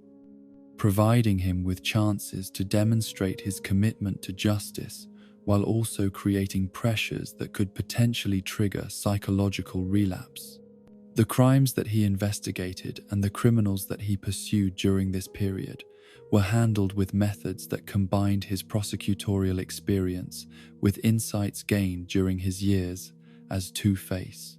The satisfaction that Harvey experienced in protecting Gotham during Batman's absence was profound and healing, providing him with evidence that he could use his knowledge and capabilities for constructive purposes, while also proving to himself and others that his rehabilitation was genuine rather than merely cosmetic. The criminals who encountered him during this period found themselves facing someone who understood their psychology and methods better than any conventional law enforcement official. The return of Batman that ended Harvey's temporary guardianship of Gotham was both relief and disappointment, providing him with support and companionship, while also highlighting the limitations of his current status and the conditional nature of the trust that others placed in him. The jealousy that he experienced in response to Batman's resumption of heroic activities was understandable, yet also dangerous, creating emotional pressures that threatened the psychological stability he had worked so hard to achieve. The psychological regression that eventually occurred despite Harvey's best efforts and the support of those around him was precipitated not by any single traumatic event, but by the accumulation of stresses and disappointments that overwhelmed his coping mechanisms and reactivated the defensive splitting that had originally created Two-Face. The return of his dual personality was not a complete erasure of his progress, but rather a modification that incorporated lessons learned during his period of restoration. The hallucinations that began to characterize Harvey's psychological condition during his relapse were qualitatively different from his earlier experiences of internal dialogue and personality conflict, suggesting that his mental state was evolving in new directions rather than simply returning to previous patterns. The conversations that he held with the imagined presence of Two-Face revealed both his continued internal divisions and his growing awareness of them as psychological phenomena rather than literal realities. The recognition that his condition might be fundamentally incurable rather than temporarily treatable was devastating for Harvey, yet also liberating in some respects, as it freed him from the pressure to maintain perfect mental health while allowing him to focus upon managing his symptoms and maximizing his contributions to society within the constraints that his psychological condition imposed. The acceptance of his limitations became a form of strength rather than surrender. The support systems that remained in place despite Harvey's psychological regression included medical professionals, legal colleagues, and personal friends who understood that recovery was not a linear process and that setbacks did not negate progress or eliminate hope for future improvement. The relationships that he maintained during his difficult periods provided stability and encouragement that helped prevent complete relapse into criminal behavior. The ongoing struggle between integration and fragmentation that defined Harvey's psychological condition during this period created daily challenges that required constant attention and management, yet also provided opportunities for growth and self-understanding that had been absent during his earlier existence as either completely integrated prosecutor or completely fragmented criminal mastermind. The balance that he achieved was imperfect yet functional, allowing him to contribute meaningfully to society while acknowledging the reality of his internal divisions. The legacy of Harvey's attempts at restoration and rehabilitation extended beyond his individual circumstances to influence broader understanding of trauma, mental health, and the possibilities for redemption and recovery, even in the most challenging cases. The lessons learned from his experiences provided valuable insights for medical professionals, legal experts, and social workers who encountered similar situations in their own practices. The hope that persisted despite the limitations and setbacks that characterized Harvey's ongoing struggle with his psychological condition represented not naive optimism, but realistic recognition that progress was possible even when complete cure remained elusive, that meaning and purpose could be found even within the constraints of mental illness, and that the human capacity for growth and change transcended the boundaries imposed by trauma and circumstance. The mythology of Two-Face that emerged across different forms of media representation demonstrated both the enduring power of Harvey Dent's story and the adaptability of his character to serve various narrative purposes and thematic explorations as writers, directors, and artists found in his tale of transformation elements that could illuminate broader questions about justice, morality, and the human condition that transcended the specific circumstances of his origin and criminal career. Each interpretation of the character brought new insights while also revealing the fundamental themes that made his story universally compelling and personally meaningful to audiences who might never experience the extreme trauma that created his psychological condition. The cinematic interpretations of Two-Face began with subtle references and background appearances that established his presence within the broader Batman universe, while also preparing audiences for more substantial exploration of his character and significance. The brief appearance of Harvey Dent in Tim Burton's Batman established the foundation for future development while also demonstrating the character's potential for visual impact and dramatic power when properly realized through makeup, performance, and cinematographic technique. The transformation of Harvey Dent into Two-Face in Joel Schumacher's Batman Forever represented the first major attempt to bring the character's complete arc to mainstream cinema, Though the theatrical and exaggerated approach that characterized the film's overall tone resulted in an interpretation that emphasized spectacle over psychological depth. Tommy Lee Jones's performance captured the character's obsession with duality and chance, while also incorporating elements of dark humor that made the character accessible to broad audiences, despite his fundamentally tragic nature. The origin story that Schumacher's film provided for Two-Face differed significantly from comic book continuity, yet served similar thematic functions.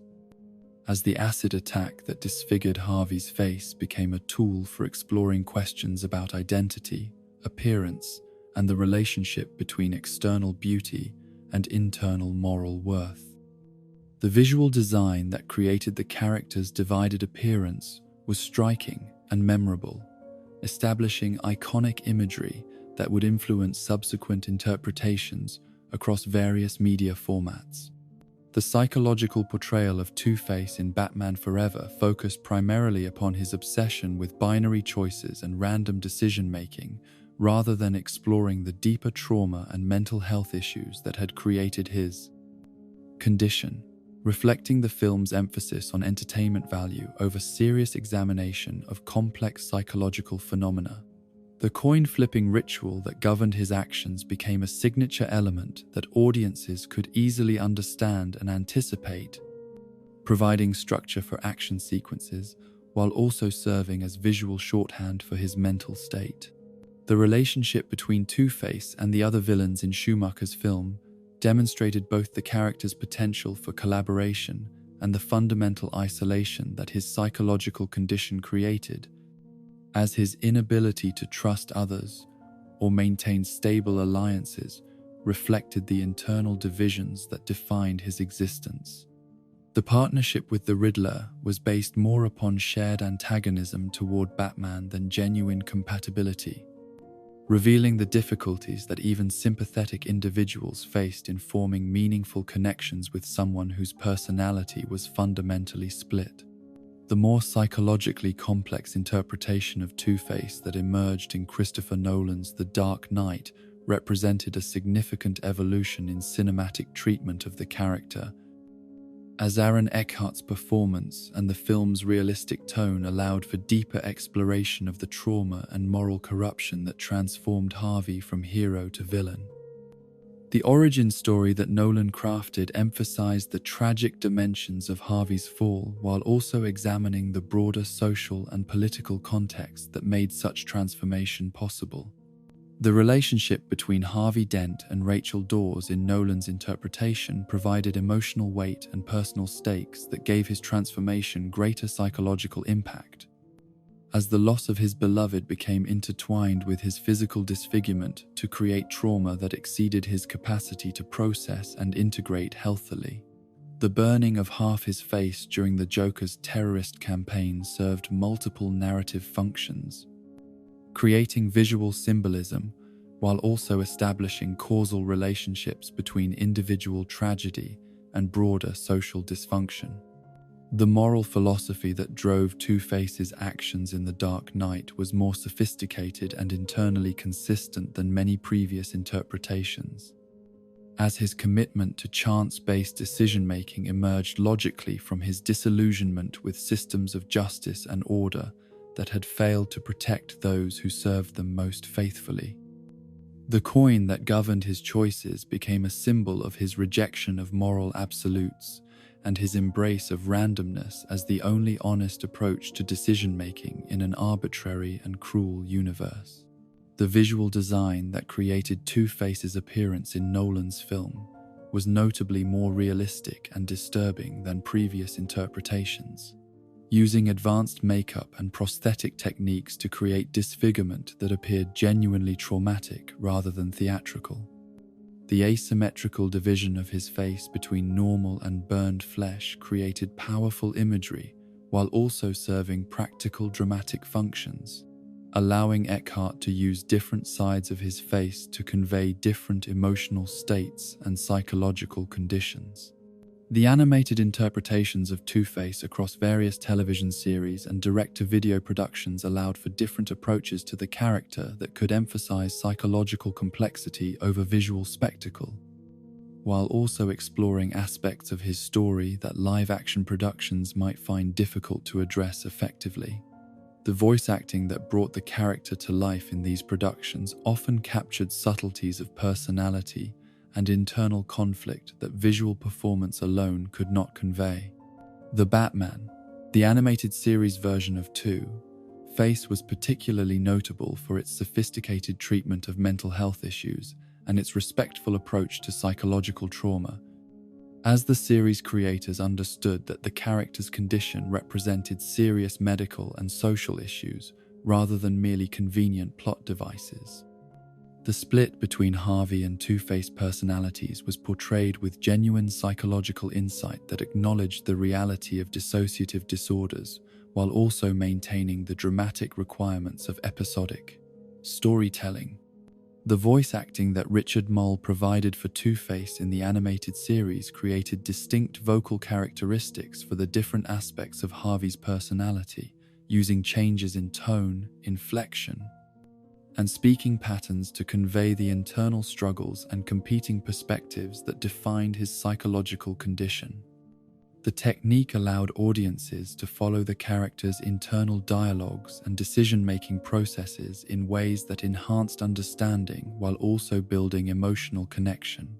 The visual design of the animated Two-Face balanced realistic proportions with stylized artistic choices that emphasized the character's symbolic significance while also creating imagery that was appropriate for diverse audience. Demographics. The color schemes and costume designs that distinguished his divided nature were both practical and meaningful, serving narrative functions while also creating memorable and distinctive visual signatures. The storylines that featured Two-Face in animated productions often explored themes of redemption and rehabilitation that were difficult to address effectively in other media formats.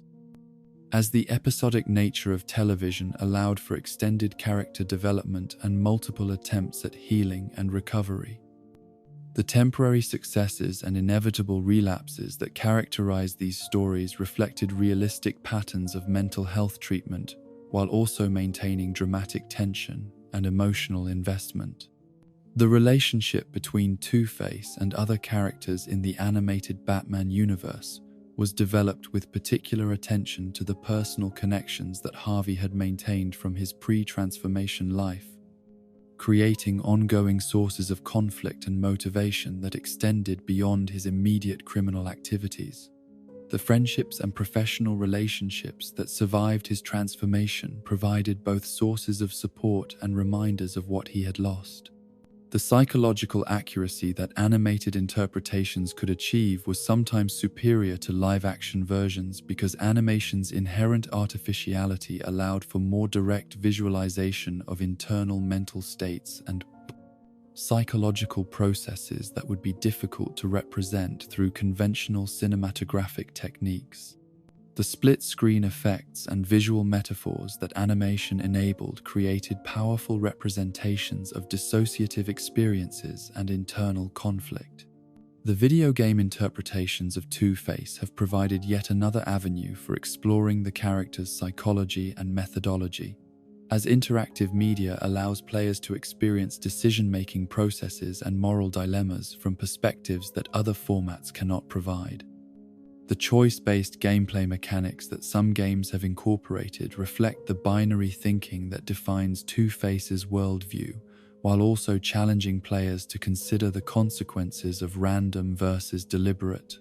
decision-making. The Telltale Games series' treatment of Harvey Dent's transformation was particularly notable for its emphasis on player choices and their consequences, as the interactive narrative format allowed audiences to influence the character's development while also experiencing firsthand the kinds of moral pressures and impossible decisions that contributed to his psychological breakdown. The branching storylines that resulted from player choices created multiple possible outcomes for Harvey's story while maintaining core thematic elements. The combat mechanics that many games have developed for Two-Face encounters often reflect his obsession with duality and chance, incorporating random elements and binary choices that mirror his psychological condition while also providing gameplay challenges that require players to adapt to unpredictable circumstances. The strategic elements of these encounters teach players about the difficulties of combating an opponent whose actions cannot be easily anticipated or countered. The environmental design that games have used for Two-Face's lairs and territories consistently emphasizes themes of division and opposition, creating spaces that are literally split between different aesthetic and functional approaches while also serving as physical manifestations of his internal psychological landscape. The visual symbolism embedded in these game environments often provides insights into the character's mental state that dialogue and cutscenes alone could not convey. The moral complexity that different interpretations of Two-Face have explored across various media reflects the character's unique position within the broader mythology of Batman's rogues gallery, as his transformation from hero to villain creates opportunities for examining questions about justice, responsibility, and redemption that other antagonists cannot provide. The tragic dimensions of his story ensure that even his most villainous actions carry emotional weight and moral ambiguity that complicate simple categorizations of good and evil. The social commentary that many interpretations of Two-Face have incorporated addresses broader concerns about mental health treatment, criminal justice reform, and the social conditions that create the kinds of trauma that can destroy even the most dedicated and capable individuals. The character's story serves as a critique of systems that fail to protect their most vulnerable members while also examining the individual choices that determine whether trauma leads to growth or destruction. The psychological realism that the most successful interpretations of Two-Face have achieved demonstrates the importance of treating mental health issues with respect and accuracy rather than exploiting them for dramatic convenience or superficial shock value. The character's condition represents genuine medical and social challenges that affect real people, requiring sensitive treatment that acknowledges both the reality of psychological trauma and the possibility of healing and recovery. The cultural impact that Two-Face has achieved across multiple decades of media representation reflects the universal themes that his story addresses and the enduring relevance of questions about justice, identity, and moral responsibility that transcend specific historical periods or cultural contexts. The character's ability to remain compelling and meaningful to diverse audiences suggests that his core themes speak to fundamental aspects of human experience that are not limited to particular demographic groups or social circumstances. The evolution of Two-Face across different interpretations has also reflected changing attitudes toward mental health, criminal justice, and social responsibility, as creators have found in his story opportunities to explore contemporary concerns while also maintaining the timeless elements that made the character compelling in the first place. The balance between innovation and tradition in these various treatments demonstrates the character's flexibility and enduring relevance. The legacy of Two-Face as a cultural symbol extends beyond entertainment media to encompass broader discussions about duality, choice, and moral responsibility in philosophical, psychological, and social contexts. The character has become a reference point for examining questions about human nature and the factors that determine whether individuals choose constructive or destructive responses to trauma and adversity. The educational value that Two-Face's story provides about trauma, mental health, and recovery has made the character useful for therapeutic and academic purposes,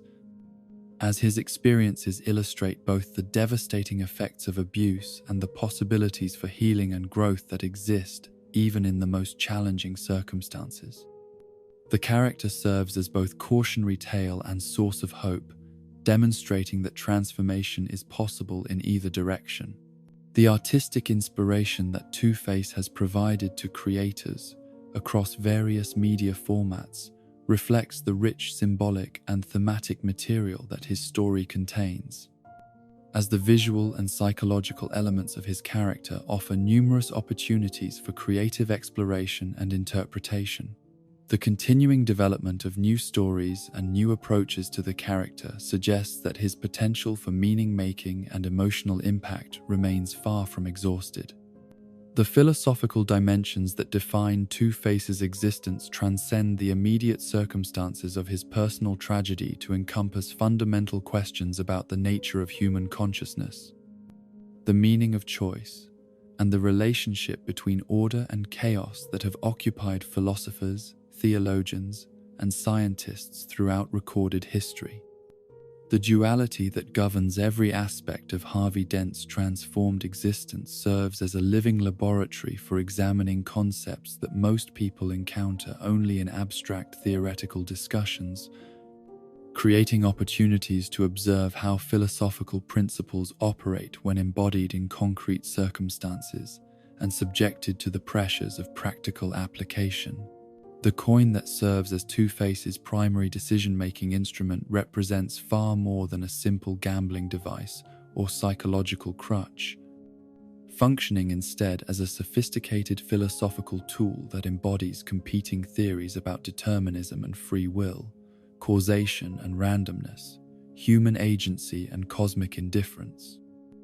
The binary outcomes that the coin provides reflect the reductive thinking that trauma has imposed upon Harvey's consciousness. Yet they also mirror fundamental aspects of logical reasoning and mathematical probability that suggest deeper connections between his psychological condition and universal principles of order and structure. The ritual of the coin flip has become for Two-Face a form of secular prayer or meditation, a moment of suspension between possibility and actuality that allows him to experience something approaching transcendence despite his fundamentally materialistic worldview. The arc of the spinning coin through the air creates temporary liberation from the burden of choice and responsibility, offering brief respite from the psychological torment that defines his conscious experience, while also providing structure and meaning for decisions that might otherwise seem arbitrary or meaningless. The mathematical precision that governs probability theory stands in stark contrast to the chaotic circumstances that created Two-Face's condition. Yet his embrace of statistical randomness as a governing principle represents an attempt to find order within disorder, to discover patterns within apparent meaninglessness, to create systematic approaches to decision-making that can function despite the absence of reliable moral or rational foundations. The 50-50 odds that characterize coin flips provide psychological comfort through their symmetry and predictability, even as they generate unpredictable outcomes. The philosophical tradition that has grappled with questions about fate and fortune, necessity and contingency,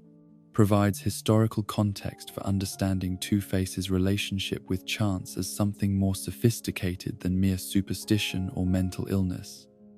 connecting his personal struggles with broader human attempts to understand and cope with uncertainty and unpredictability. The ancient Greek concepts of Moira and Tyche, the medieval Christian understanding of providence and fortune, the Enlightenment debates about determinism and freedom, all resonate with the dilemmas that Two-Face faces in his daily existence.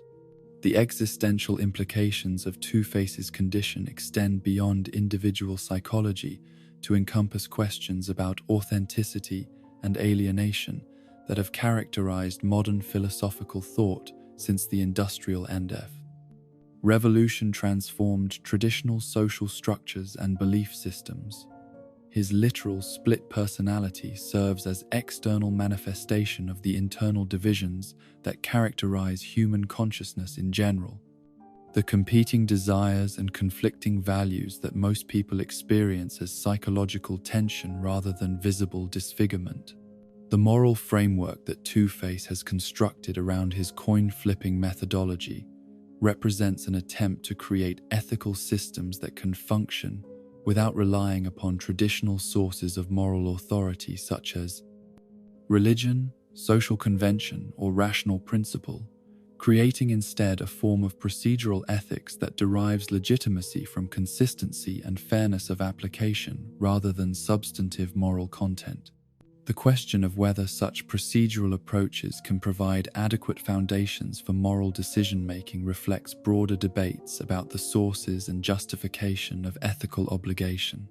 The relationship between Two-Face's external appearance and his internal psychological condition raises profound questions about the connections between physical embodiment and personal identity that have implications extending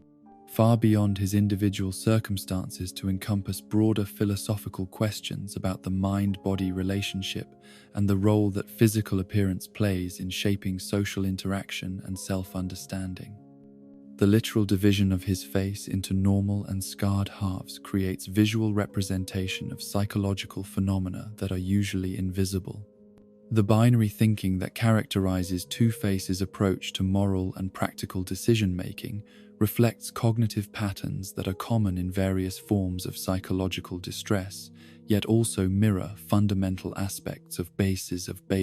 places, B6.org. Logical reasoning and computer processing that suggest possible connections between mental illness and certain forms of intellectual clarity or efficiency. The reduction of complex situations to simple either-or choices eliminates nuance and subtlety, while also providing decisive frameworks for action in circumstances where more sophisticated analysis might result in paralysis or confusion. The justice that Two-Face seeks to achieve through his criminal activities represents a perverted but recognizable form of corrective response to the failures and hypocrisies that he has observed in legitimate legal institutions. Creating alternative systems of reward and punishment that operate according to principles of randomness, rather than the corrupted or inadequate standards that govern official judicial proceedings. His mock trials and arbitrary sentences reflect both his retained understanding of legal procedure and his complete rejection of the moral principles that should guide such processes. The social contract that Two-Face has implicitly rejected through his transformation into a criminal mastermind was based upon assumptions about reciprocal obligation and mutual benefit that his experiences as both prosecutor and victim revealed to be fundamentally flawed or hypocritical, leading him to embrace alternative forms of social organization that acknowledge the essentially arbitrary and competitive nature of human relationships while abandoning pretenses about fairness or moral obligation. The psychological integration that Two-Face represents, paradoxically, may be more honest and realistic than the artificial unity that most people maintain through denial, repression, and compartmentalization of competing desires and conflicting values. His visible division into opposing personalities makes explicit the internal contradictions that others conceal behind facades of consistency and coherence, suggesting that his apparent pathology might actually represent a form of psychological authenticity that healthier individuals lack the courage to acknowledge or express. The therapeutic implications of Two-Face's condition have challenged conventional approaches to mental health treatment by demonstrating that some forms of psychological splitting may serve adaptive functions that should be managed rather than eliminated, creating more complex and nuanced understandings of dissociative disorders and their potential benefits as well as costs. The question of whether Harvey's goal should be reintegration into a single personality or successful coordination between his competing aspects reflects broader debates about the nature of mental health and the purposes of therapeutic intervention.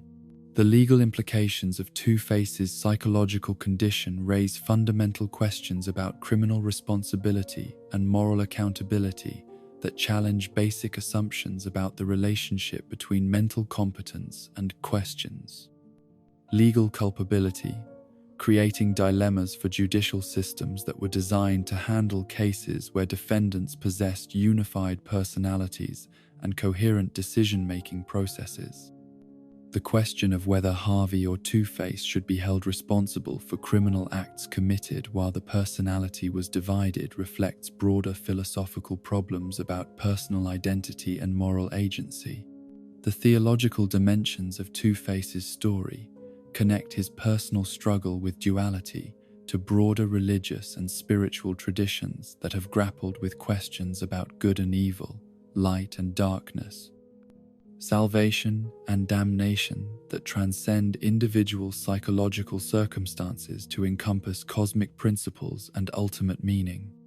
The battle between Harvey and Two-Face for control of their shared existence mirrors mythological narratives about spiritual warfare and the struggle between higher and lower aspects of human nature.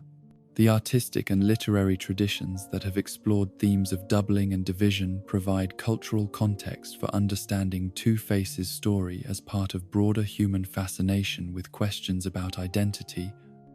authenticity, and the relationship between appearance and reality that have generated enduring works of imagination and philosophical reflection. The visual symbolism of his divided face connects him to archetypal patterns that appear across cultures and historical periods. The scientific implications of Two-Face's condition intersect with contemporary research into consciousness, personality, and brain function that may eventually provide neurological explanations for the psychological phenomena that his character represents, yet also raise questions about the relationship between biological mechanisms and subjective experience that current scientific methods are inadequately equipped to address.